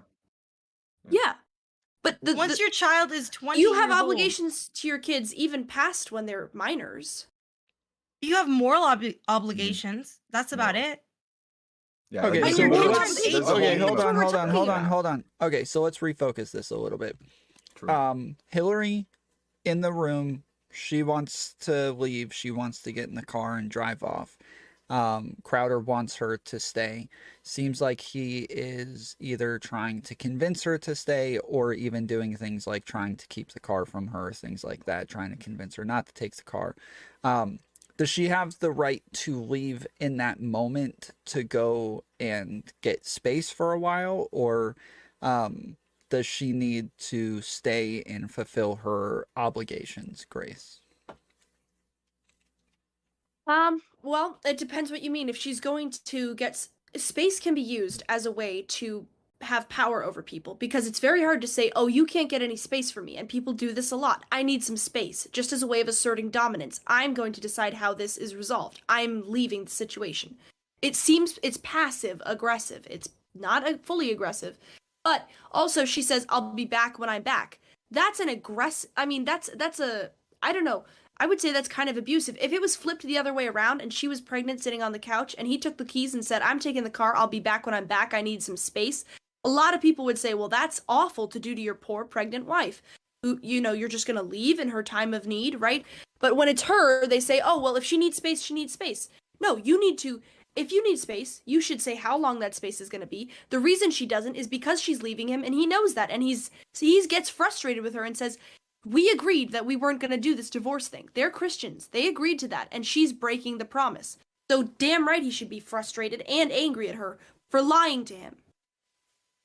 I think he can be frustrated and angry for feeling like he's been lied to, and none of that negates the right that she has. And she's wrong. And none of that, and none of that negates the right for her to take herself out of a situation that she sees escalating, that she's trying to de-escalate very clearly throughout that tape. Or she is saying, "Look, I love you. I'm committed to you. I want to make this work. I need to. Right now, things are getting. It sounds like like what she's saying right in that moment is right now things are getting heated. I need to move out. I need to take space away from this. Even if you think that when she left, she was leaving for good. I don't see that in the tape. I don't know any reason to believe that except for like things that might have happened outside of that tape. But what she's trying to do is. He said, "I'll be back when I'm back." Okay, well that's fine. Grace, that's not okay to do to your. No, that's not okay. It might that feel is bad. Not okay. It's gonna feel bad. It feels fucking bad when someone wants to leave, doesn't want to be around you. When someone doesn't want to be in your presence, especially when you love them, that hurts. It feels really bad. No, she has responsibilities. Okay? She has responsibilities to him as his wife. She can't just walk away from them. You can't just do that. Yes, that is wrong. It is morally wrong to just walk away from the responsibilities you freely signed up for. It's wrong. She's doing wrong. Is she a bad person? No, but she's doing wrong. I don't agree. Okay, Grace. If you don't answer this question, you don't have to. So, have you ever been in a situation in your life where it escalated to the point where you felt like or expressed that you needed to take a step back and that you needed space? Yeah.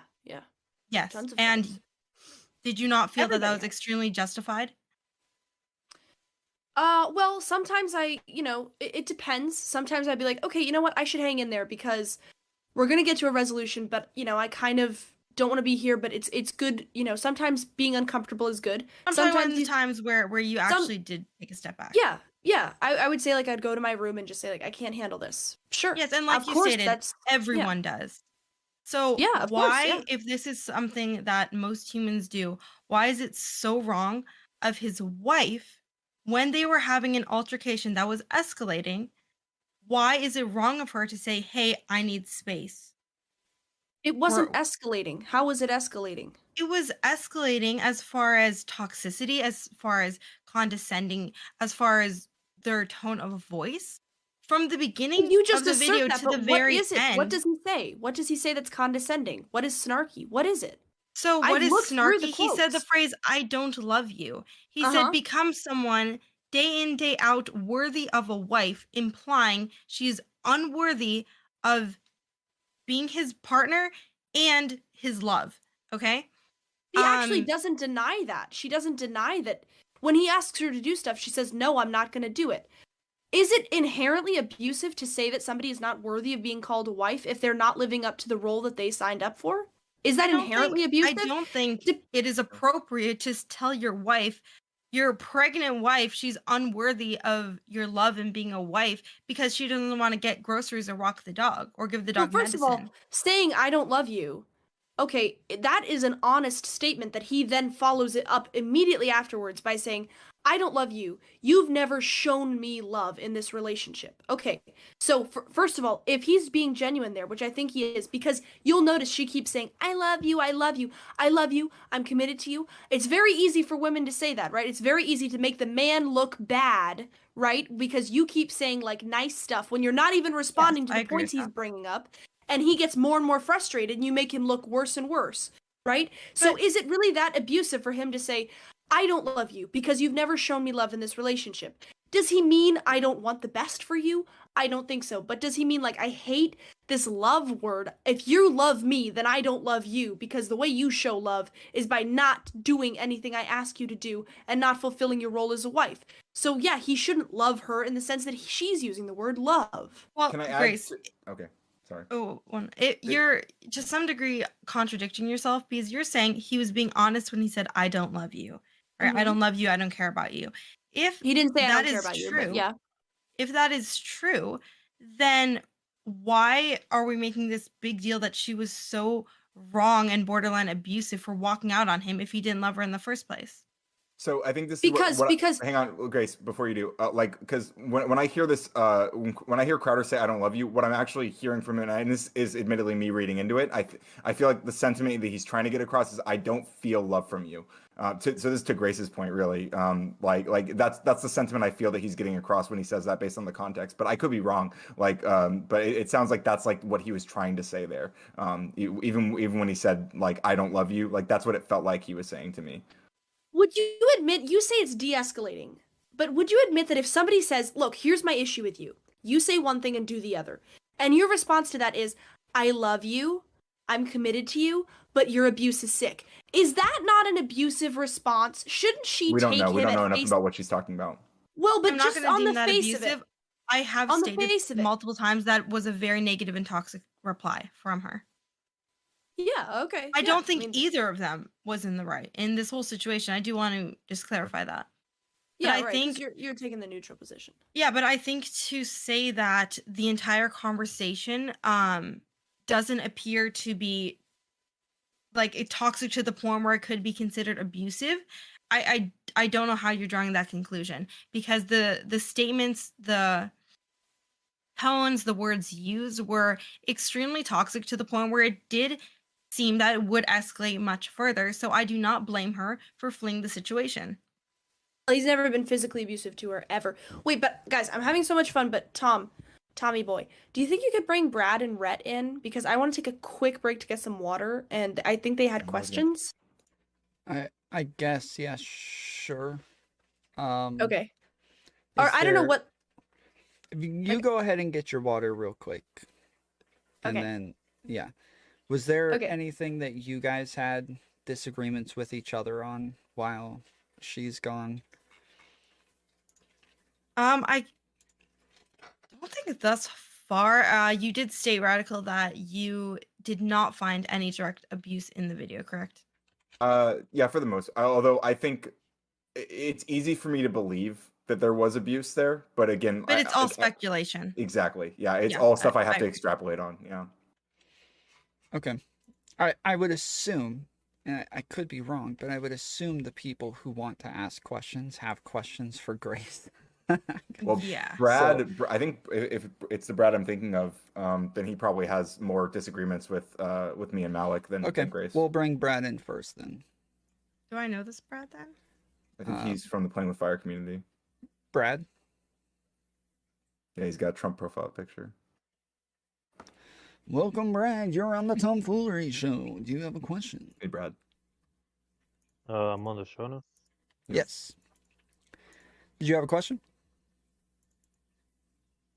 I'm not sure how this works. I'm on YouTube right now.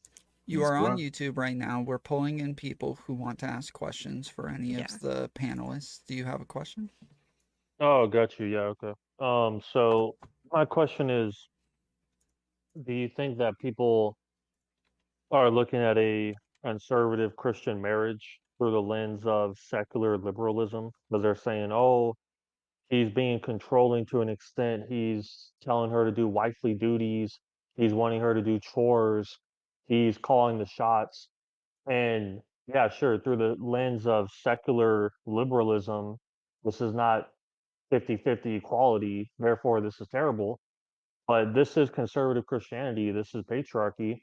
So that's my first question. And my second question to follow up real quick is I agree control can be abusive if it's too extreme, but can a husband have control over anything in a marriage nowadays? Or is it basically the wife gets whatever she wants whenever she wants? Because that doesn't even sound like 50-50 equality. That sounds like patriarchy reversed. So, yeah. I guess I would say that I agree that a lot of critiques about what's going on there do come from a secular, like liberal perspective, of which I am, of course, very sympathetic to as a far leftist. But I would say that first of all, that a conservative patriarchy structure doesn't necessarily have to manifest in toxic ways that we did see in that video, although it certainly commonly does. I'll agree with that. But to my broader point that I've come in here to argue, I think that even if someone agrees to being put in that position in a marriage and they agree to that conservative structure, at the end of the day, if they withdraw their consent from that structure, they absolutely have the right to do so. And it sounds like Hillary Crowder was ultimately doing that when she went to leave this marriage. What was the other question, Brad? Oh, the other question was, granted, we live in a secular liberal society, so the laws and the books and the culture and popular opinion is always going to lean that way. But if two people do decide to enter this conservative Christian marriage, is the husband allowed to have control to any extent, or is it essentially the complete opposite of a patriarchy where the wife can get whatever she wants whenever she wants and call all the shots? And if the husband tries to have any control over anything, then that's abuse, because all control is abuse. Malek, did you want to answer that one? Yeah, so you're basically asking that if two people decide to essentially enter into a traditional conservative marriage, does the man have the right to hold his wife to those standards? And by holding her to those standards in a very firm way, are people considering that abuse? Is that your question? Yeah, essentially, yeah, because in order to hold her to those standards, obviously he must have some way to enforce boundaries. There must be control to an extent. I agree, if you go overboard and make it too extreme, that can be abusive. I agree with that, but it seems as though the man cannot have any control nowadays. Like if his wife wanted to walk outside topless and go get a job at the strip club, he cannot control that because she can do what she wants, and if he says no, that's controlling, that's abuse. Okay, Things I like think this. there is a line between controlling and abuse. I think if a husband and wife agree to have a very traditional, conservative, religious dynamic in their relationship where the husband is the leader of the home, he essentially gets to tell his wife what to do. And in most circumstances, she is obligated to say yes and be his assistant, his caregiver, etc. I think if that was the original dynamic they agreed upon, and at some point in the marriage, she decides, you know what, I don't want to make you coffee in the morning. I don't want to cook dinner. I don't want to walk the dog. And he responds to that by yelling at her, um, by preventing her from leaving the home, and resorts to extremes. I think that's where it's considered abuse. I think he has every right to say, hey, when we got married, this is not what we agreed to. You told me you'd make me coffee every morning because you're my wife and that's what you're supposed to do. Right. And she's like, no, I don't want to do it anymore. I think they're allowed to have an argument on that. I don't think he's allowed to force her to do anything against her will. Otherwise, yes, that would be abuse. Totally agree. Let me ask you, what if she said to him, what if he was like drunk and smoking pot and playing video games all day, and she said to him, you should be somebody who's worthy of being called my husband because you agreed to provide for me and our children and you're not doing it. Is that abuse for her to say to him? I think that's very manipulative and just emotionally fucked up wording, first of all. I think that if when they got married, he agreed not to use marijuana, if he agreed not to spend excessive time playing video games, and then in the marriage he starts doing that, yes, she can bring it up to him. Yes, she can say, I don't approve of you doing these things because we agreed otherwise. However, she is not allowed to tell him, oh, you're not worthy of being my husband anymore because you're doing this. She can say, this is not what I wanted. I want out if this is what you're going to continue. Why can't you say to somebody, you're failing, kind of you're failing. But last I remember, Grace, you are against someone leaving a marriage unless someone dies, or I don't even remember the other alternative. You just said no one's allowed to leave a marriage unless someone dies. It's nuanced. Of course, you can leave a situation if you're like, you can be separated either temporarily. No, just from difference of opinions. We're not talking about crimes being committed. We're talking about two people being unhappy with the other party's behaviors. Well, okay, I would say here's the difference. Two people get married. They both agree to certain roles. Let's just say they both agree, right? Obviously, they're getting married. They agree that they're both going to hold certain roles in this relationship. If one party fails in doing what they promised to do, is it possible that the other person can say, look, you're not doing a good job. You need to do a better job. And and that's perfectly fine to say to that person. Or does the other person have to say, look, I get it. You don't want to do this, so I'm out. Can't they say you signed up for this? I don't think any adult should ever tell another adult, you need to do this, or attempt to force someone to do an action that they do not want to do.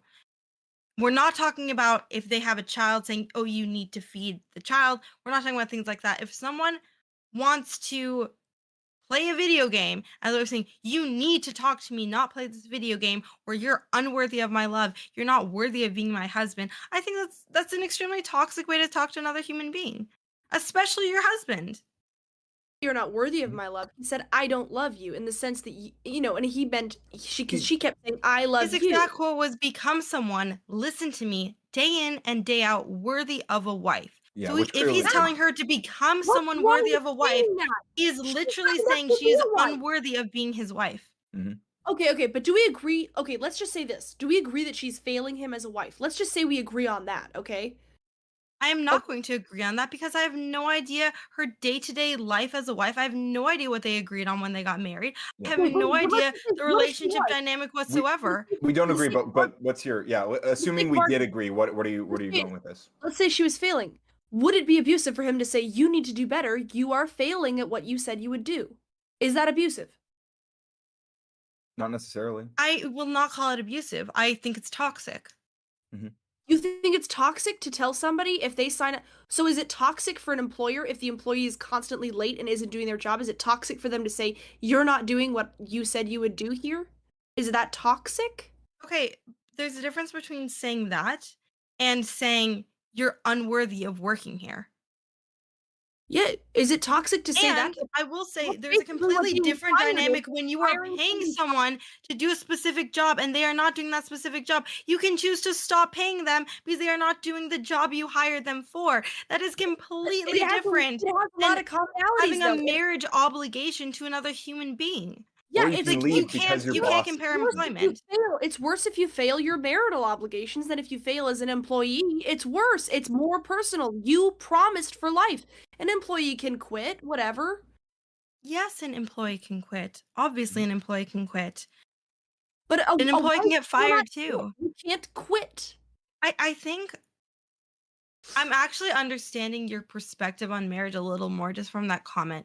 You're almost looking at a husband-wife traditional dynamic in a way that the wife has an obligation to always fulfill all the responsibilities assigned to her by her husband, almost as if she is his property. Nope. Both of them agree to have certain responsibilities. They both should be held to those responsibilities. And if one of them is failing, the other one can call them out on it and say, you need to do better. So, Grace, do you know that Stephen is not failing his responsibilities? Like, when she keeps saying over and over that he's being abusive and cruel, it sounds as though she feels like he's failing his responsibilities to her as well, right? She claims that he is emotionally abusive, and I would say that that is failing the responsibility to be the protector of your wife, which is the role of the husband, if he is doing that. However, in this video, I do not see any emotional abuse. I don't see emotional abuse. You don't see that, but you do know that from her perspective, she does feel as though he's being cruel and abusive. And so it sounds like both people feel, it sounds like both people feel like the other person is failing their duties to the other, correct? Okay, well, I can respond to that, okay? So, he said they were getting a divorce publicly, right? Because it was becoming more and more evident to people that something was going on in his life, and he said, okay, this is what's going on, I'm getting a divorce. She claims that she got the divorce because of emotional abuse. Not physical abuse, right? Emotional abuse. That's her claim. This clip is her evidence of the emotional abuse.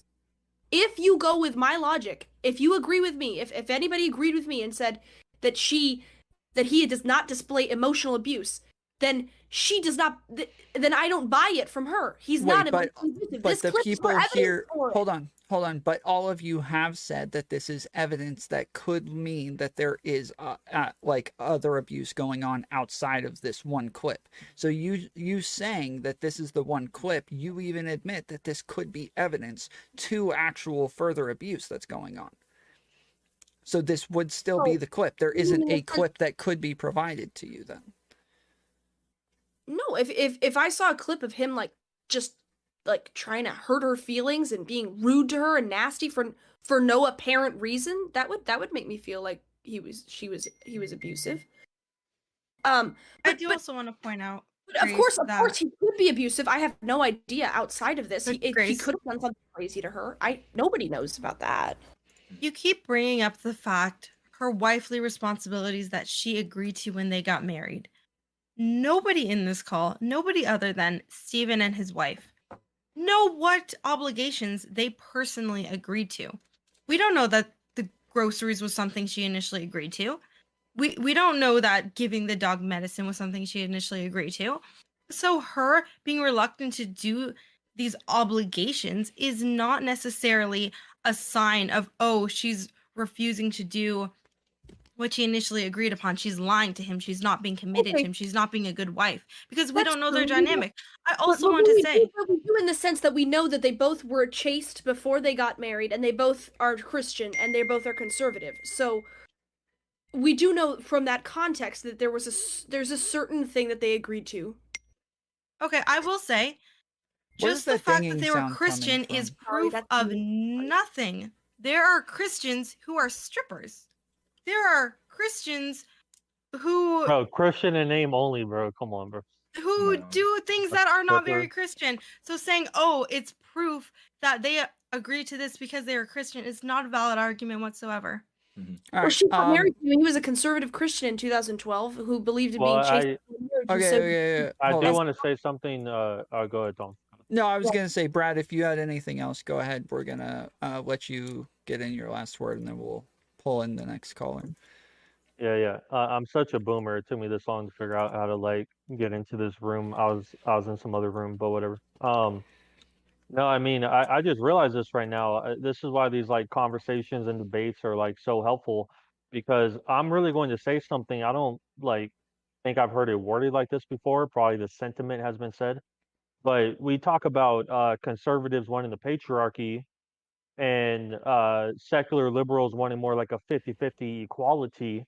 But I think what we have nowadays, I think 50-50 equality would actually be a huge upgrade for men. I think it'd be a huge step up. I believe personally patriarchy is ideal, but I think a 50-50 equality would be a huge step up. And the way I can prove it is what skin do women really have in the game? Yes, of course, they talk about emotion. Divorce is I do emotionally apologize for tough. interrupting, but I just want to know how that's relevant to this debate. No, it's very relevant. You have to wait for me to get the full point out. So the divorce is very emotionally tough for men and women, yes, of course, but tangibly, women really have no skin in the game. Like a man getting divorced, most likely, is going to end up very bad for him. You know, losing his money, losing the house, losing the kids, losing the car, everything like that. So it's like we're talking about because earlier in the debate you're talking about, well, you know, if somebody's not fulfilling their duties, the other person could just leave as if it's like this even playing field. It's not an even playing field. Like if the husband's not fulfilling his duties, yeah, the wife could leave and probably just take everything. But if it's reverse, like no matter how bad the husband wants to leave, he really cannot. So somebody brought it before. What if they agreed to this conservative Christian marriage and then 10 years down the road the wife changes her mind? Stephen can leave her.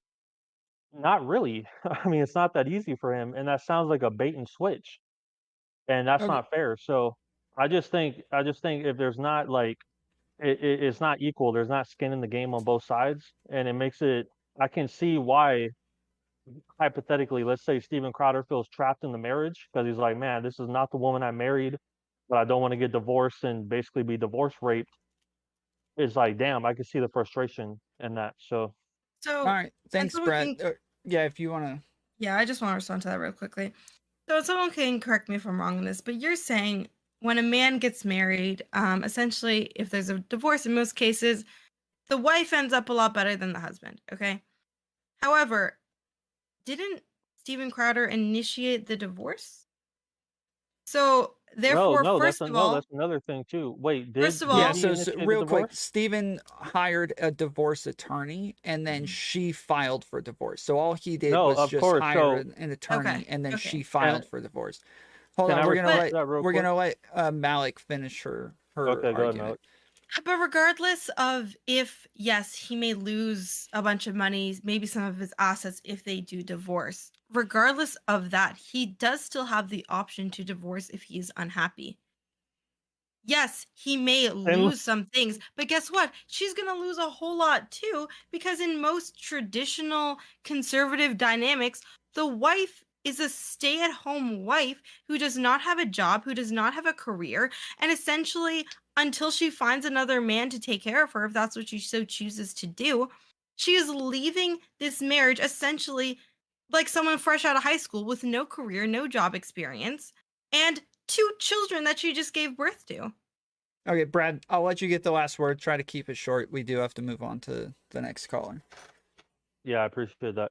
I'll say that that's a fair point, but it sort of cancels itself out because if she's getting child support and alimony, why would she even need a career? And while she's getting the child support and alimony, she could easily find another man to give her even more money and take care of her while getting the child support and alimony, while doing whatever else she wants. So like So you're saying it's it fair that she gets child support and alimony. It's fair that the man takes a financial hit in a divorce. not like it is nowadays. No, I've seen like in my personal life, I've seen men who get divorced and they are wrecked. I'm not gonna go into it, but they are wrecked. But I will say this. I'm gonna, sum it up quick, but I hear people talk a lot about Crowder hiring the divorce attorney or whatever.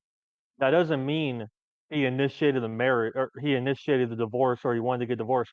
That means if you're a rich man like Crowder and you sense that your wife is going to divorce you, you want to get ahead of the game to protect your money to not get divorce raped or at least minimize damage. Yeah, That's and just I being think he was smart. very intelligent for hiring that lawyer due to the circumstances. I'm not condemning him for that whatsoever. I'm just saying you're bring up the point that, oh, it's not fair to men when a hiccup comes up in a marriage. They can't just simply say, I want to end things because they're going to get the blunt end of it. But in a divorce, both people usually end up getting the blunt end in it. Okay, we do got to move on. Thank you, Brad, for coming on. I appreciate it. Thank you, guys. And all right, we got Rhett is up next. Rhett, did you have a question or an argument for the panelists? I only have 2 salient questions to ask, and I don't know if they were asked previously in the stream, but I just want to clarify some stuff. Okay. Can we define abuse? I defined abuse earlier as, like, the technical definition is abuse, so the incorrect use of something, but within relationships generally considered to be purposefully trying to hurt, harm, enact violence, or sort of that kind of stuff, demoralize a person. So, like, a whole bunch of other, like, kinds of ways of, like, mistreating someone. Mm-hmm. Okay, so can we mistreating someone that's going to cause harm, I think, is what she's saying. Yeah, I agree with that. Can we specifically hone in on what kind of abuse Steven Crowder may have displayed, if any? For me, in that video specifically, or in general? In general. So generally, for me, I think, because my position is that the abuse, or his attempt at abuse, would be his goal of wanting the state to prevent his wife or other people's wives from leaving them, or other people's husbands from leaving them as well, which could manifest as financial abuse, emotional abuse, and probably several others, but at least those 2 in many cases. Okay. But my position is a little bit different, so yeah. I can see how that's a value, like, judgment from you. Mm-hmm. I have one more question. If anyone else wants to, like, answer that question, that's fine. I don't really have any input on that, just because I don't find any clear abuse in the video, and other than hearsay, I have no other information about the Crowder situation. Okay. Well, his wife is accusing him of emotional abuse, is the claim, not physical, emotional. I agree. Which, again, when you say his wife says that, where are you getting that from? Yeah, does she say that in the article? Mm-hmm. She does. Wait, what do you mean she does? She doesn't say anything in the article. Let me see here. Yashar. I can't believe it. I've been on this many times. Let me see. Hey, Grace, if you wouldn't mind sending me that article as well. Mm-hmm. Oh, sorry. So as far as I know, the only statement was from the family. She does say in the video, your abuse is sick. Mm-hmm. Sure. So she is sick, accusing him of abuse. Thank you, Grace. Mm-hmm. Okay. Yeah. I mean, her family does say the truth is that Hillary spent years hiding Steven's mentally and emotionally abusive behavior. I would say that's essentially from her mouth, but, like, she also accuses him of abuse, and it's obviously not physical abuse. Neither side has accused them of that. So.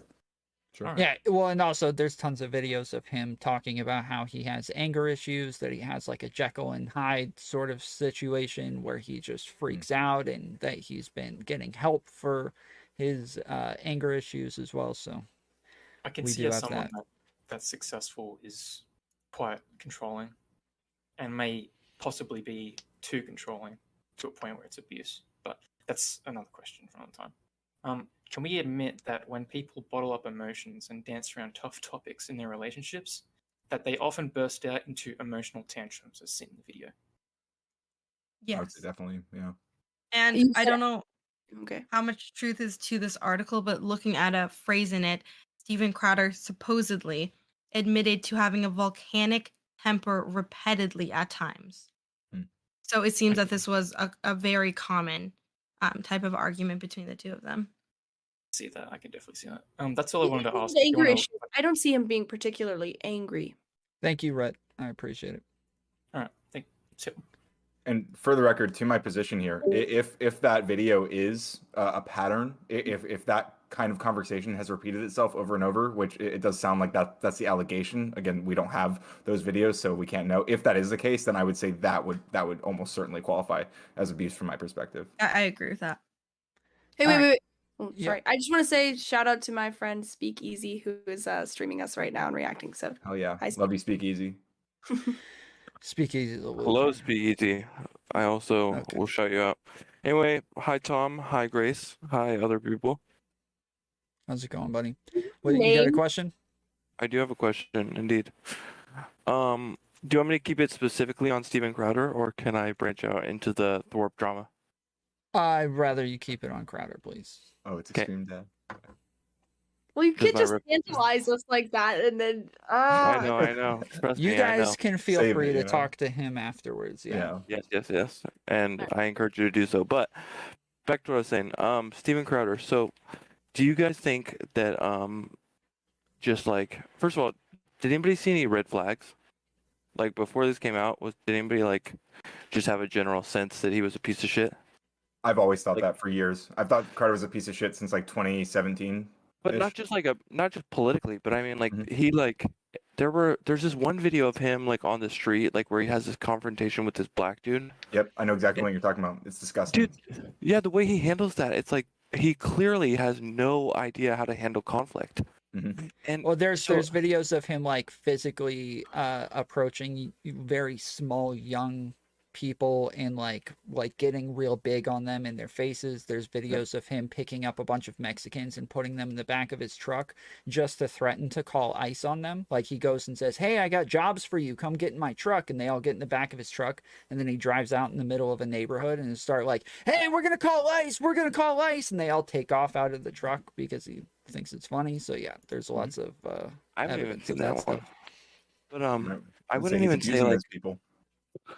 I wouldn't even say like I don't think that direct confrontation is really his thing. Like I think he's more of a pussy than anything. But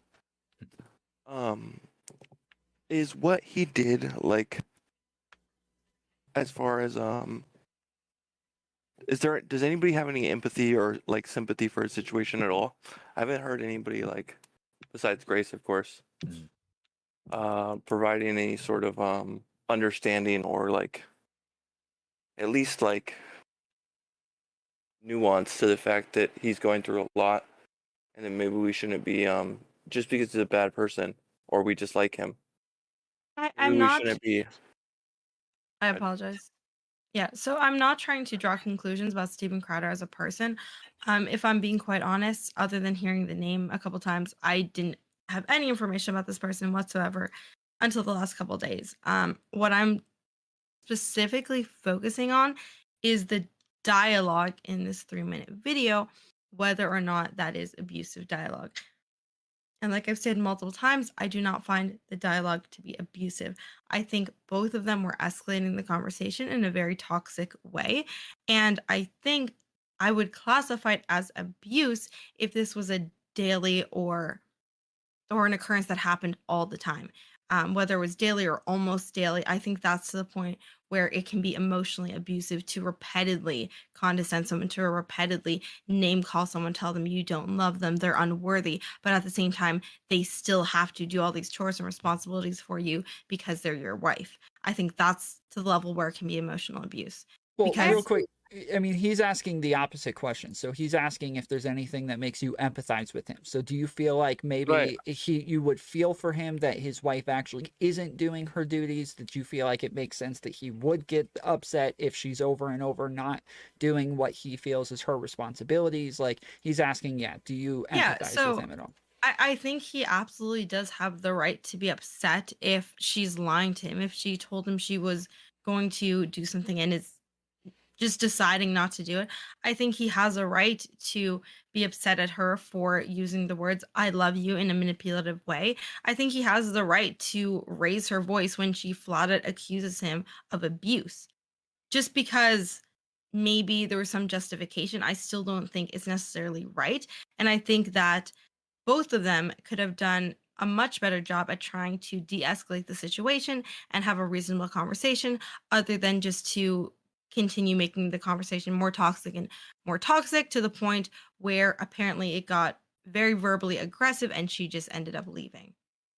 Coder, do you have an answer? Yeah, I would mostly agree with that, but I will also say I am sympathetic. Like it's very clear that he's upset. You know, like I don't think that, again, I don't think this video like demonstrates him being like an evil piece of shit. The only reason I think those things about him is because I've known about him for years and all these other million things.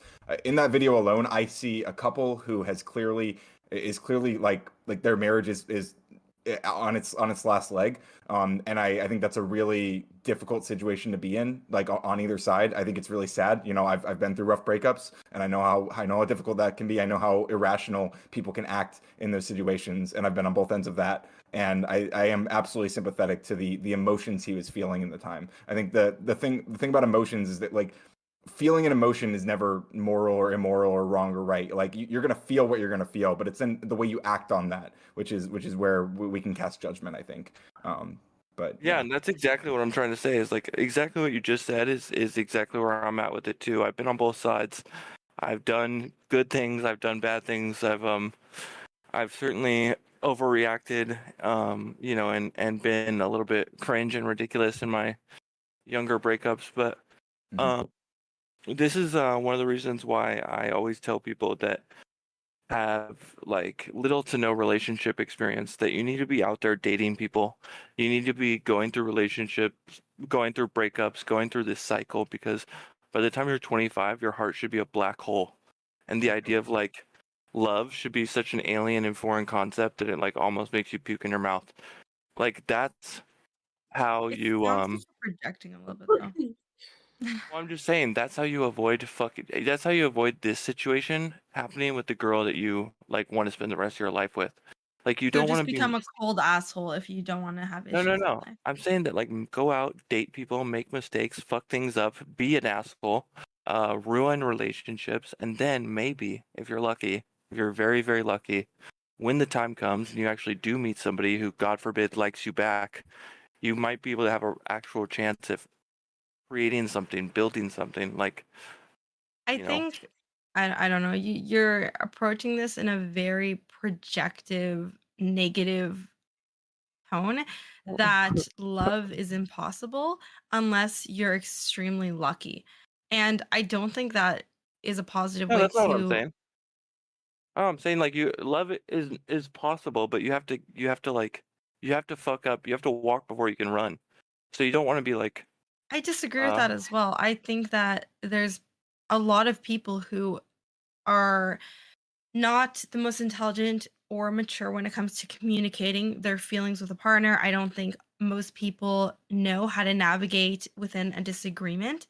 I don't think most people know how to effectively compromise, so that people do fuck up, people make mistakes, people get into very toxic situations that thankfully most people learn from. But I don't think it's a necessary to be in a fucked up situation in order to have a positive experience with another human. Well, I'm just saying that you want to learn from those things early on in life, and just as much as possible, you want to be out there meeting people, having relationships, rather than like trying to. Anyway, yes, I think we're not that far apart. I think we mostly agree. But last thing is just that do you guys think that? What do you think that Steven Crowder, if you were Steven Crowder, what's your next step? What do you do going forward? How do you handle this situation appropriately? I mean, they're going to court. I don't think there's publicly. Yeah, I think they're going to court, so there's not really much for. I also don't think it's necessarily appropriate. Stop white knighting for her. That's what he should do. I also don't really think it's the most appropriate for us to be debating what actions Steven Crowder should take, because that's his own personal choice. And his lawyer is going to have a strong influence on that. Again, we're debating the dialogue, the verbal dialogue in the video, specifically not Steven Crowder as a person or what he should or shouldn't do. Because I don't think that's any of our businesses. All right, fair enough. I'll let you guys go. Thanks, Tom. Appreciate it. For my answer to that question, I mean I don't care what he does in terms of the marriage stuff and the fallout and the legal stuff. I think, you know, what will happen, you know, whatever But what I think he should do is to best demonstrate that he understands like where his wife is coming from as well as where he's coming from. I think that he should recognize that she has every right to leave that marriage if she decides that she doesn't want to be there anymore. And he needs to understand that despite how bad it may hurt. And he needs to process that in an appropriate way that doesn't involve using the state to prevent her from leaving or to prevent other people's spouses from leaving them. Okay. I've got a dono from the Trib for $5. I appreciate it. He wants to know from Grace, are you capable of naming 3 abusive, possibly abusive moments from Steven's side? Possibly abusive. I would say possibly abusive. I mean, abusive. I just think that word. Okay. When he says I'm gonna fuck you up, I could see that potentially being him losing his temper in a way that is like he's trying to threaten her and he should keep his temper more. Potentially. I could see, let me see. Potentially, but I don't think in that circumstance it was, because first of all, we don't even know if he said that, but secondly, even if he did, we don't know the context, so she could have wound him up to the point where he said, all right, if you're gonna do this to me, I'm gonna fuck you up, and he should say that. But, what else? I can't name 3 things right now. But if somebody has 3 things, And then he wants to know, is the one that you gave, I'm going to fuck you up, is it okay for people to assume that is abusive until given other context to change that? Because generally saying I'm going to fuck you up is going to be abusive unless there's other context that would change it, right? Yeah. Is it okay? To assume that it's abusive, I guess no, I would agree. It would be natural, but I think within the entire context of the video, even just the video, to say that that's abusive after seeing how he acts and how she acts, I think is wrong, but I could see why people say it. Also, Tom, I just want to say you are a great moderator. Do you do this? Like, do you do this on your channel? Because you're really good at it. I do, thank you. I only seen you like talk to people, so. We're gonna bring in Prince Al now. Prince Al, are you able to hear us? Yes, sir. I'm here, and I'm here. Awesome. Do you have a question for everybody? So yeah, I have a question. So it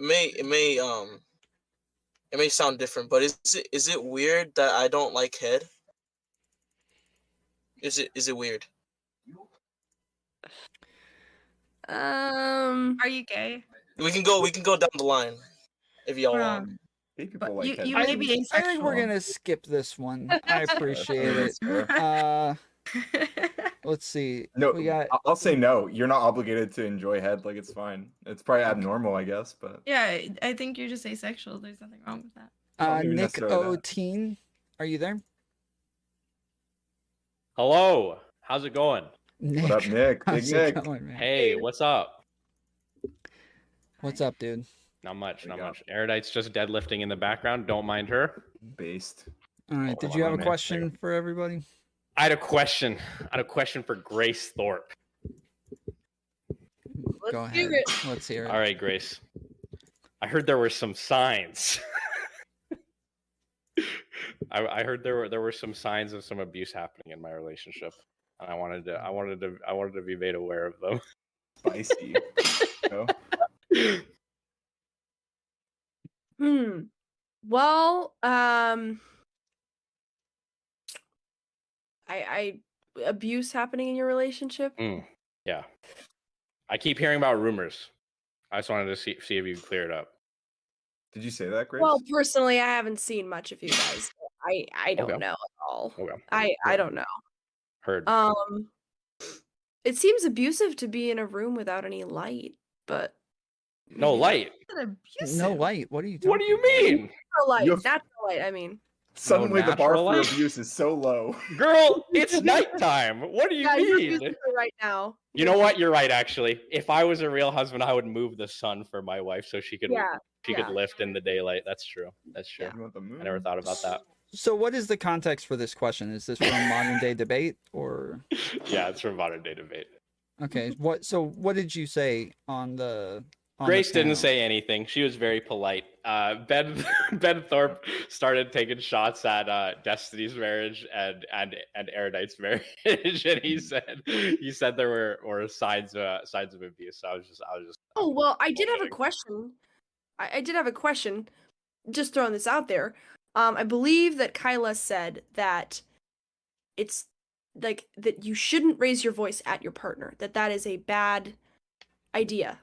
Like basically in every situation, unless of course like there's an emergency. But like expressing anger through raising your voice is toxic. Okay. Do you agree with that? So I think that more so what she said is that it's never more productive, like essentially, to raise your voice than it is to try and handle the situation calmly and to be more like level-headed and communicative. I don't think it was that it's not morally conscionable to raise your voice. It's understandable. Humans are human, and it's not like a whole gross evil or anything like that. Just that there are always more productive answers than to like raise your voice or to yell or whatever. I think that's more. Okay. I would agree. Well, actually, I actually don't know if I get. I think sometimes it's important to express passion in a situation, even a volatile situation. I agree. In a perfect world, I think it's better that everyone's calm, even trying to discuss and communicate as clearly as possible. But like sometimes, depending on how your kind of general emotional valence is, it might be important for you to like break that general veneer you have. Like say you're normally pretty even keel, kind of raising your voice might kind of be a wake up call to your partner and be like, hey, like this is serious. So I can agree. see some circumstances. But you would say in an ideal world that you'd be emotionally neutral all the time? Wouldn't you say that like you would have healthy emotions, but they'd be intense? Not emotionally neutral, more so that your emotions wouldn't be driving you to action, right? So that like you would be in control of your emotions rather than your emotions being in control of you. So it's like, I can be really upset. Like say, like I'm going to pretend that you're Ben Thorpe, okay? And I'm not actually mad at Ben, but I'm be like, Ben, I'm really frustrated with you, okay? For implying that there were issues in my relationship when you had no license to do so, right? That's a little better than like, Ben, you sadistic motherfucker! Like, you know what I mean? Like, it's just always gonna be more productive to be the former as opposed to the latter. Grace actually doesn't believe that being emotional changes like your actions or how rational you are. I might even kind of agree. Tom is a stoic. He thinks that if you display emotions, it means you're being irrational. That's not true. That is not true. I said that people who are emotional are more likely to be irrational. That is what I said. Because you're a sexist, because you think women are more likely to be emotional, because you think men are less emotional. Alexa, stop. Sorry. So Tommy's wrong. I had to raise my voice at a lecture real quick. Erudite's telling you that you're wrong about something. I don't know what about.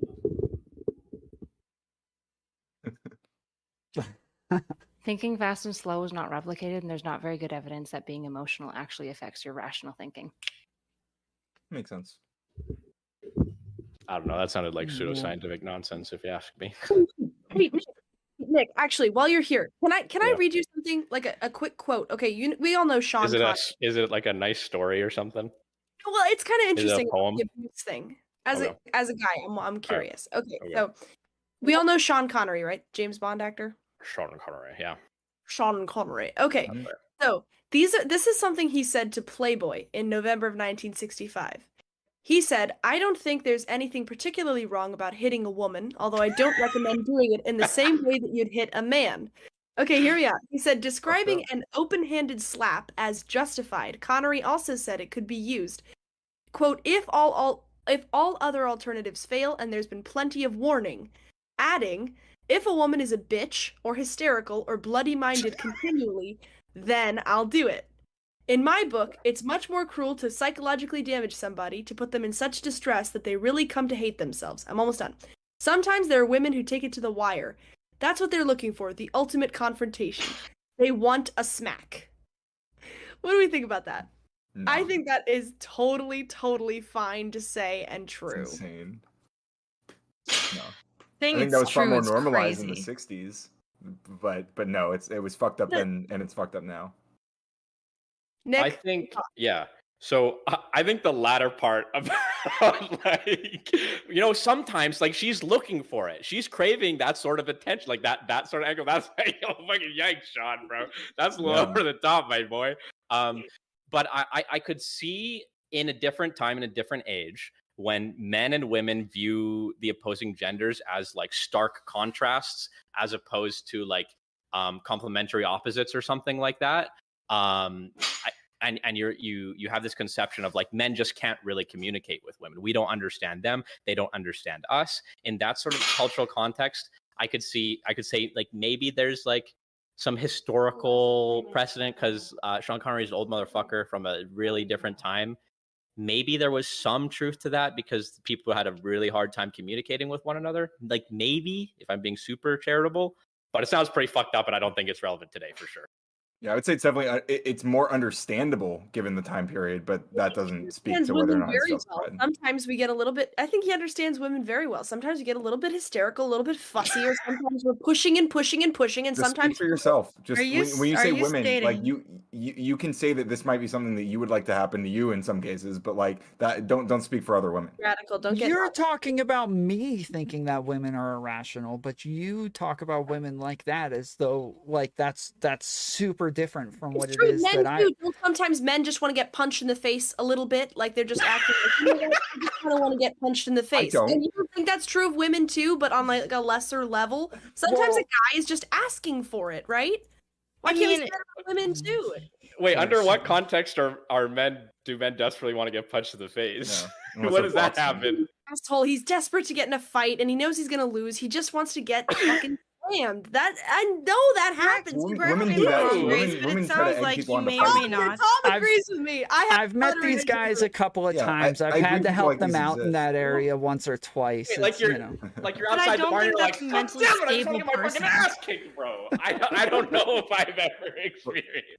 There are guys who seek out that kind of conflict, and women who do. I agree. They come up, they start talking crap. You know, they'll say something crazy. Like they're you know, you have to accommodate these people sometimes. They really just want to get hurt. Like, really badly.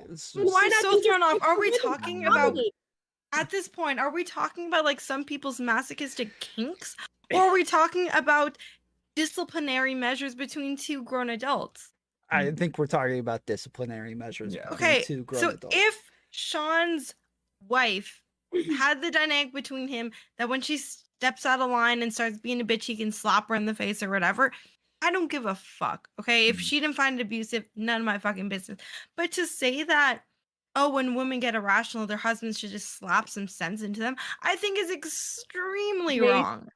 Or that they need it. Like going even farther, I think Sean Connery was saying generally, globally, women need it sometimes. Like they've that's up. Fucked up, undeniably. Sometimes you just need a reset. Sometimes you just need a reset. Grace, when you get married one day, if you want your husband to fucking sock you when you're a bitch to him, no, by all means, let him do it. None of my business. Just slap, just like, okay. Oh, when I'm married one day, if my husband, which he will never, ever lays a hand on me, that's not okay, and that's physical abuse. If he slaps me, if I just keep going like, you need to do this, you need to, and he's just like, cut it out. That's fine. So I think he needs to debate you. Future relationship, it sounds like. I think that's fine for any, like, not for any man to do to any woman, but for a man to do his wife, I think is fine. Yeah, I think it's fine. And I also think it's fine to, you know, give a guy what he's asking for if he's just being a dick. Grace, for men. I think you just need like in the future, obviously, right? I think you need more of like a debate lord husband, right? So when you're whining, you're like, oh, you need to do this, you're gonna go to the grocery store. He got to be like, well, honey, I think we just need to ground you in your axioms right now. Let's take a step back. I think that's might be more the requirement. Okay, wait, hear me out. Would most women want Sean Connery as their husband, knowing he said that, or a debate bro? Which one? It depends what the debate bro looks like. Personally, neither. But that's me. Okay, but if they had to choose, they'd pick Sean Connery, even if they said, "Oh, he's physically." I actually disagree. I actually very much they're enjoy gonna debating. pick me.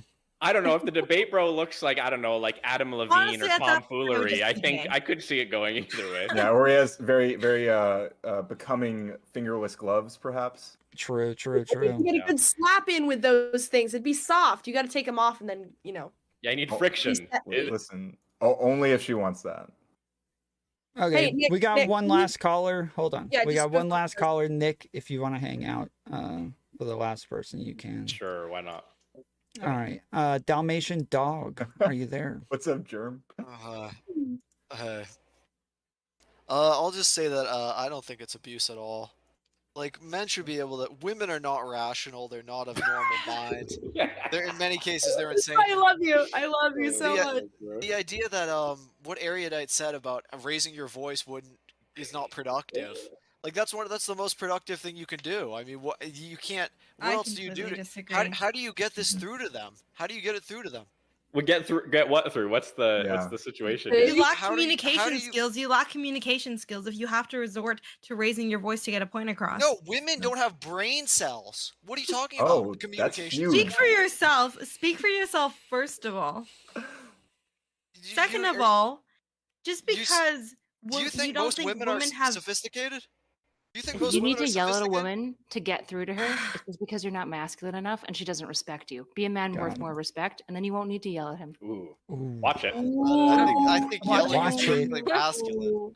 Okay, I think that in extreme circumstances, if you are doing everything you can to communicate and it's just not getting through to your woman's head, then as a last resort, I understand why someone may yell.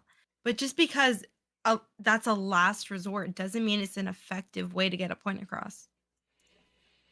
I'll also say that some women are definitely super irrational. Like Grace, for example, has been arguing incredibly irrational position this entire time. But we can't use that to blame all women for Grace's irrational, insane behavior, right? It's a woman. I will condemn most of my kind. I will condemn most of my kind, and most women are not as rational as I am. You guys think the man should like be nice, give her a hug, talk to her in a calm voice or whatever. These bitches are straight up retarded. Okay, there's no other way to communicate with them in many cases. If That's just yelling the is reality. masculine, then babies are the most giga Chad beings out there. Okay, you dumb fuck. Should we give him a hug, Erudite? What should we do? Tell us how to handle. Listen, I'll give you a hug, Dalmatian Dog. I'll give you a hug anytime you want, He man. sounds like he needs it, honestly. I don't think I'll give you a hug. That's probably, What? that's You probably just need smart, to Malek. talk it out with them, communicate with them. Do you realize that's not possible? Talking with women?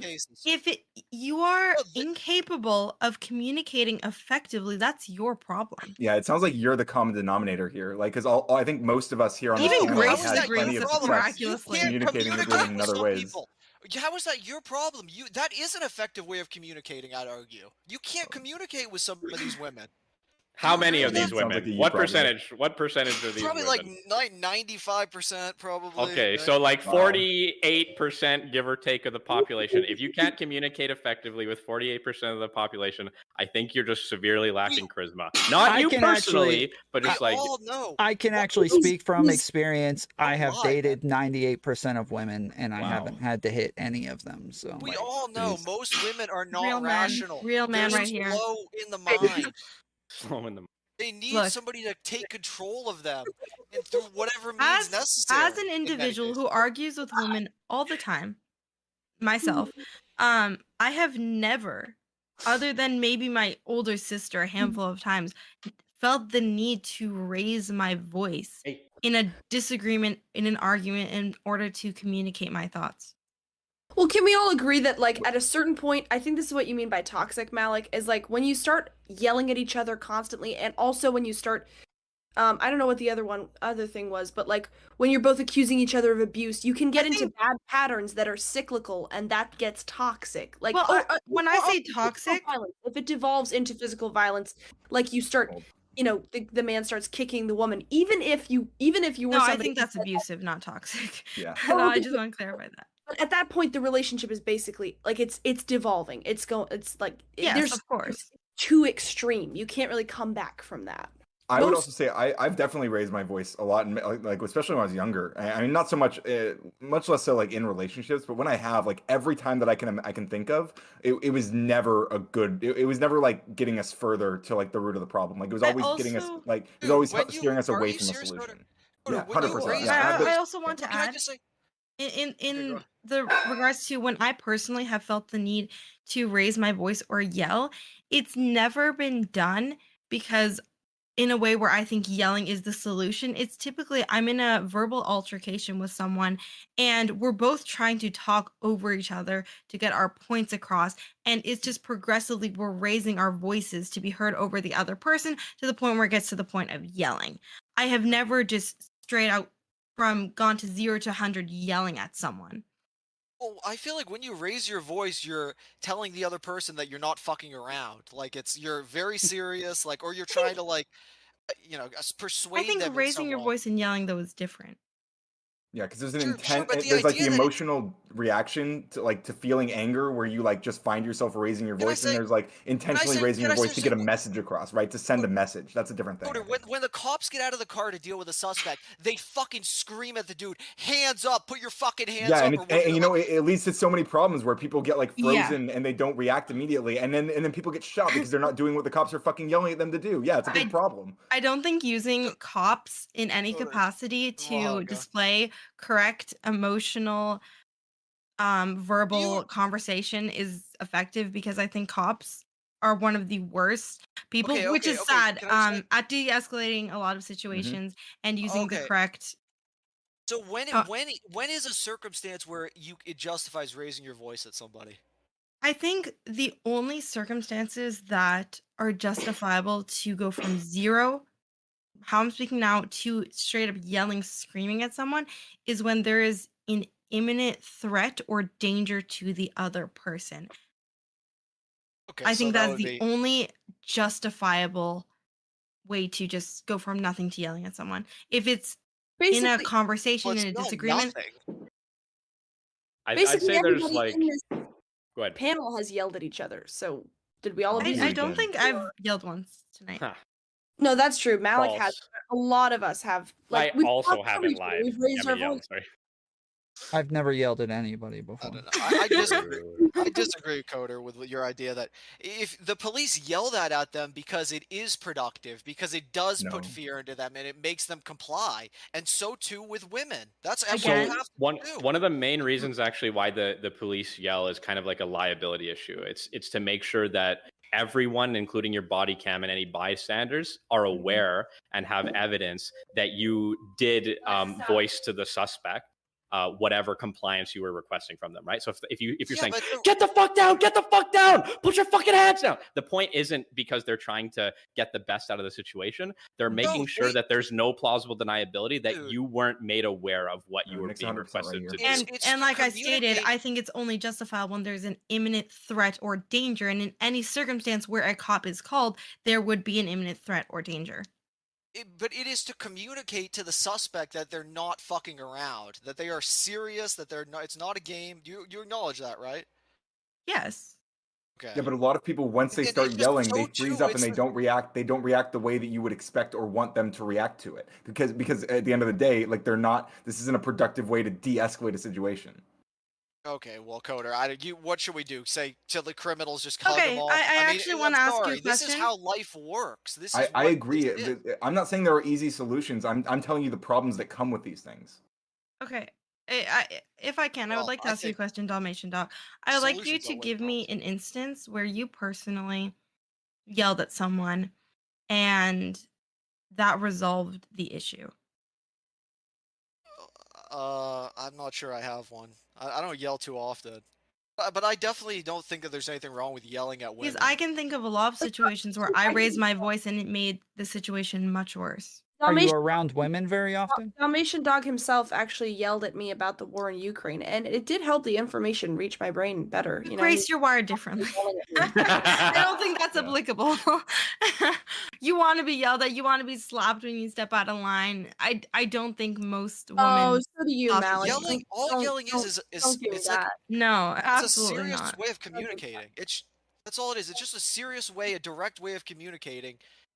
I don't know. I don't feel. I think it's an immature way of communicating when you don't know how to properly otherwise communicate. Okay, we're gonna let Dalmatian Dog and Nick go. I appreciate you guys coming on.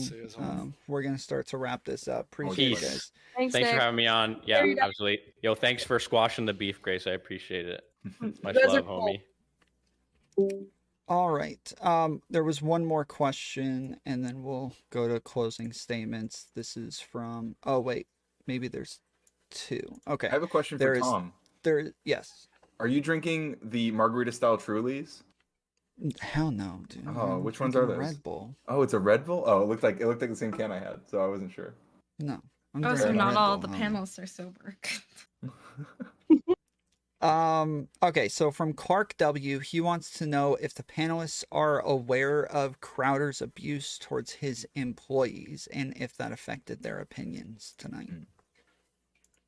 I'm aware of the allegations. I don't know if they mean like the sexual allegations, which were just jokes. I don't view that as abuse at all. Or I think wait. Like sexual harassment type jokes?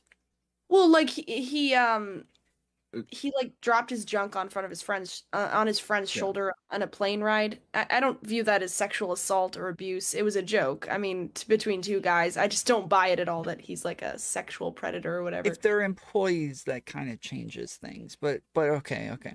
What else? Go ahead. Sorry. But there were also allegations, I think, that he was like abusive to his employees, just like that he was too, like, I don't know what you would say, that he got angry with them, he would lash out, he had a temper. I think that comes with working for somebody who's built his own career and is extremely driven. I wouldn't call that abuse. If you don't want to work for him, don't work for him. I wouldn't say it's abuse. It's just his personality, and he's a strong person.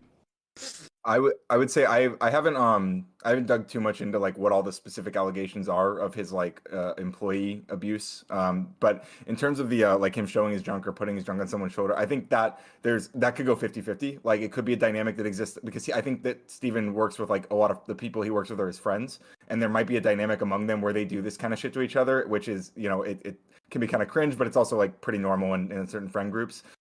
So like I don't like there. It's also possible that he's doing that to someone who did not ever expect him to do that, and it was absolutely sexual harassment. But I just don't know enough about the dynamic to say. So otherwise. You would base it on the person or the friend on their opinion of the scenario, right? Yeah, for the most part, yeah. Okay. What about you, Malek? I honestly, other than hearsay, have no knowledge of this, so I don't think I'm going to speak on it as far as Steven Crowder personally, but based on the examples given, I don't know. It's an interesting dynamic if that is the case, where his employees were his friends prior to being his employees.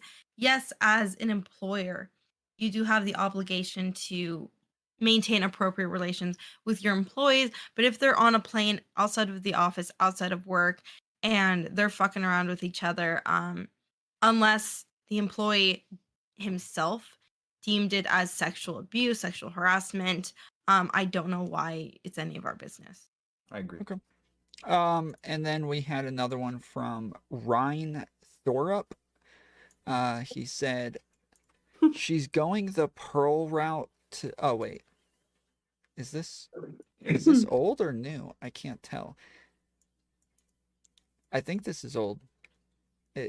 No, this actually is new. He says, she's going the Pearl route to success. Strongly disagree with her, but I respect the hustle. I assume he's talking about Grace. So yeah, I'm much better looking than just Pearly Things, so I should have at least double her subscribers. Fair enough. All right. If you guys want to, we'll go through the lines again. You guys can shout out your channels and then also give closing statements, and then we'll wrap this up. Grace, if you want to start. Yeah, I stream on my channel, Grace Thorpe, aka Joan. I'm getting used to like saying this as like a streamer.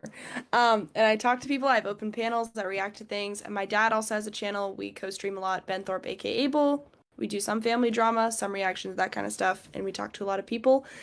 I guess as my closing statement, I would say that Steven Crowder is a good man who's worked very hard to provide for his wife. He gave her the lap of luxury. She lives in a mansion.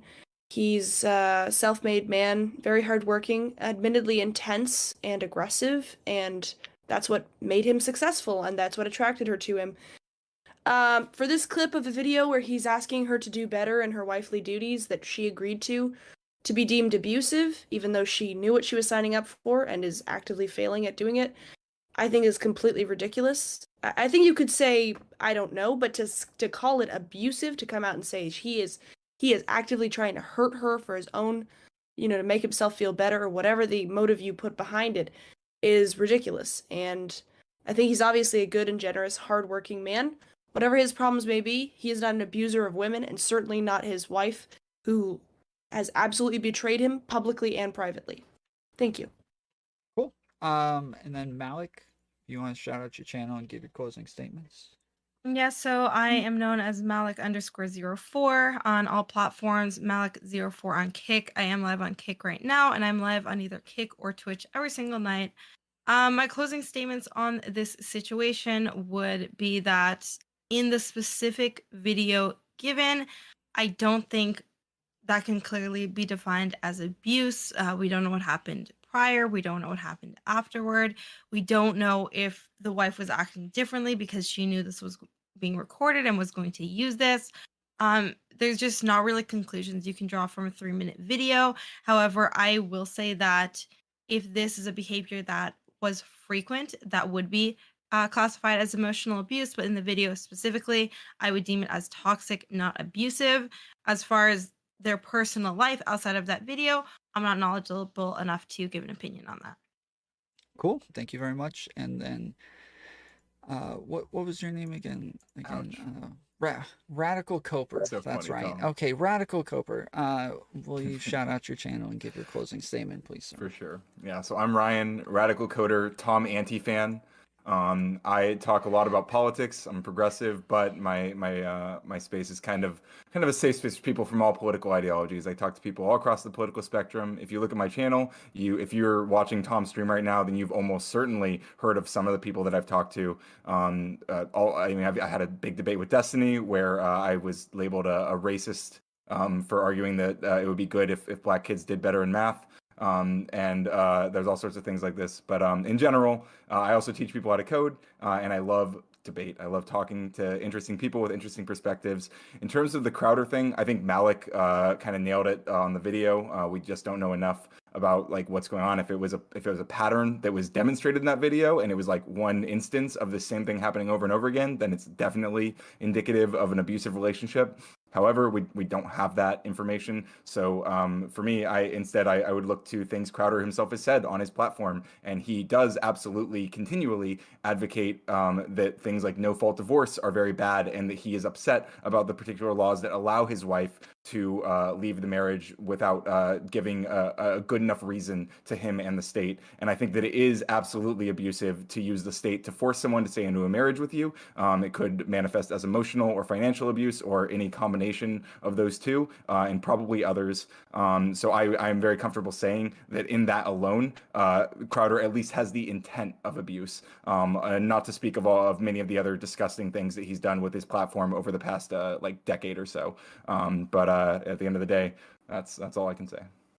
Awesome. And you teach people how to code. So yes. Anytime you guys want to tell somebody learn how to code, you can also send them over Ryan's way. And can I add one thing to that? I think sure. It's tragic that people hear that learn to code thing and they get really dismissive about it, because I think almost anyone can learn how to code, and it's beneficial for almost anyone to do so. It helps you think logically. It helps you admit when you're wrong about things. These are all really valuable traits to have in human beings, regardless of whether or not they're programming. So. Well, if it's a woman, they may not be able to think logically. So, well, if they're great, Ryan did try to teach me how to code once. I lost interest after 30 seconds. I swear to God. Did that happen? Actually, initially was gonna go to college for computer science, but decided last minute not to. Fair enough. Okay. Grace, we'll work on your GED stuff though. I appreciate you guys coming on. There is a channel in my server that says stream or shill stream and content. So if you guys want to post links to your channels in there, that would be awesome. And anybody in chat, if you guys want to find them, there should be links over there for you. So go over there and subscribe to their channels. Outside of that, this went really well. I appreciate everybody coming on. Thanks for hosting, Tom. It was really fun. It was nice to meet you, Tom. I thought you were a very good host. Thank you very much. Yeah, I appreciate it, guys. And then, outside of that, have a good night. Oh, Malek is streaming on Twitch, right, Malek? On Kick. And me, Grace, and Ben are going to be debating their family dynamic after this. Awesome. So if anyone is interested in that, I will be live on Kick, Malek04 on Kick. If I were you, I would watch my stream on that before you debate them on that. That would be highly beneficial to you, but I do have some prior knowledge of their family just from knowing them for about 3-4 weeks at this point.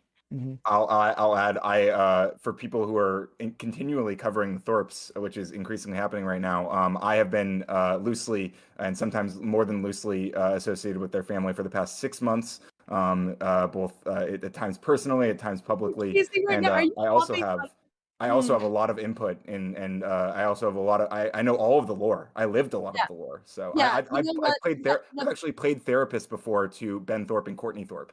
That is something that exists on Ben's channel. What, Ryan, you know what, 6 months ago you said, you know what, I don't want to be associated with you people anymore. And now look at you. Now that we have a debate with Destiny. Oh, well, actually I like the Thorpes and I know all about them. Hang on, You're not the only one who can clout shark, Grace. Yeah, that's true too. But also I reconnect we made up before Destiny. His clout coach. Why are we you guys came onto my channel with him. You and your dad and him all came onto my channel a while ago. You rekindled the relationship. Well, we rekindled even before coming on to Tom's, but yeah, he's right. That did happen. We're all clout chasing Tom. Can we just agree on that? All right. I actually disagree with that. I don't clout chase anyone. I clout chase myself because I find myself to be very entertaining. Sorry, you came on my show. You are now an orbiter. But, Does that work? That is how it works. But all right, appreciate it, guys. It's like 3 a.m. here, so I gotta go. But all right, later, guys. Oh my goodness, those people were so obnoxious. Ay, dude. Ugh. Oh. Freaking crap, dude.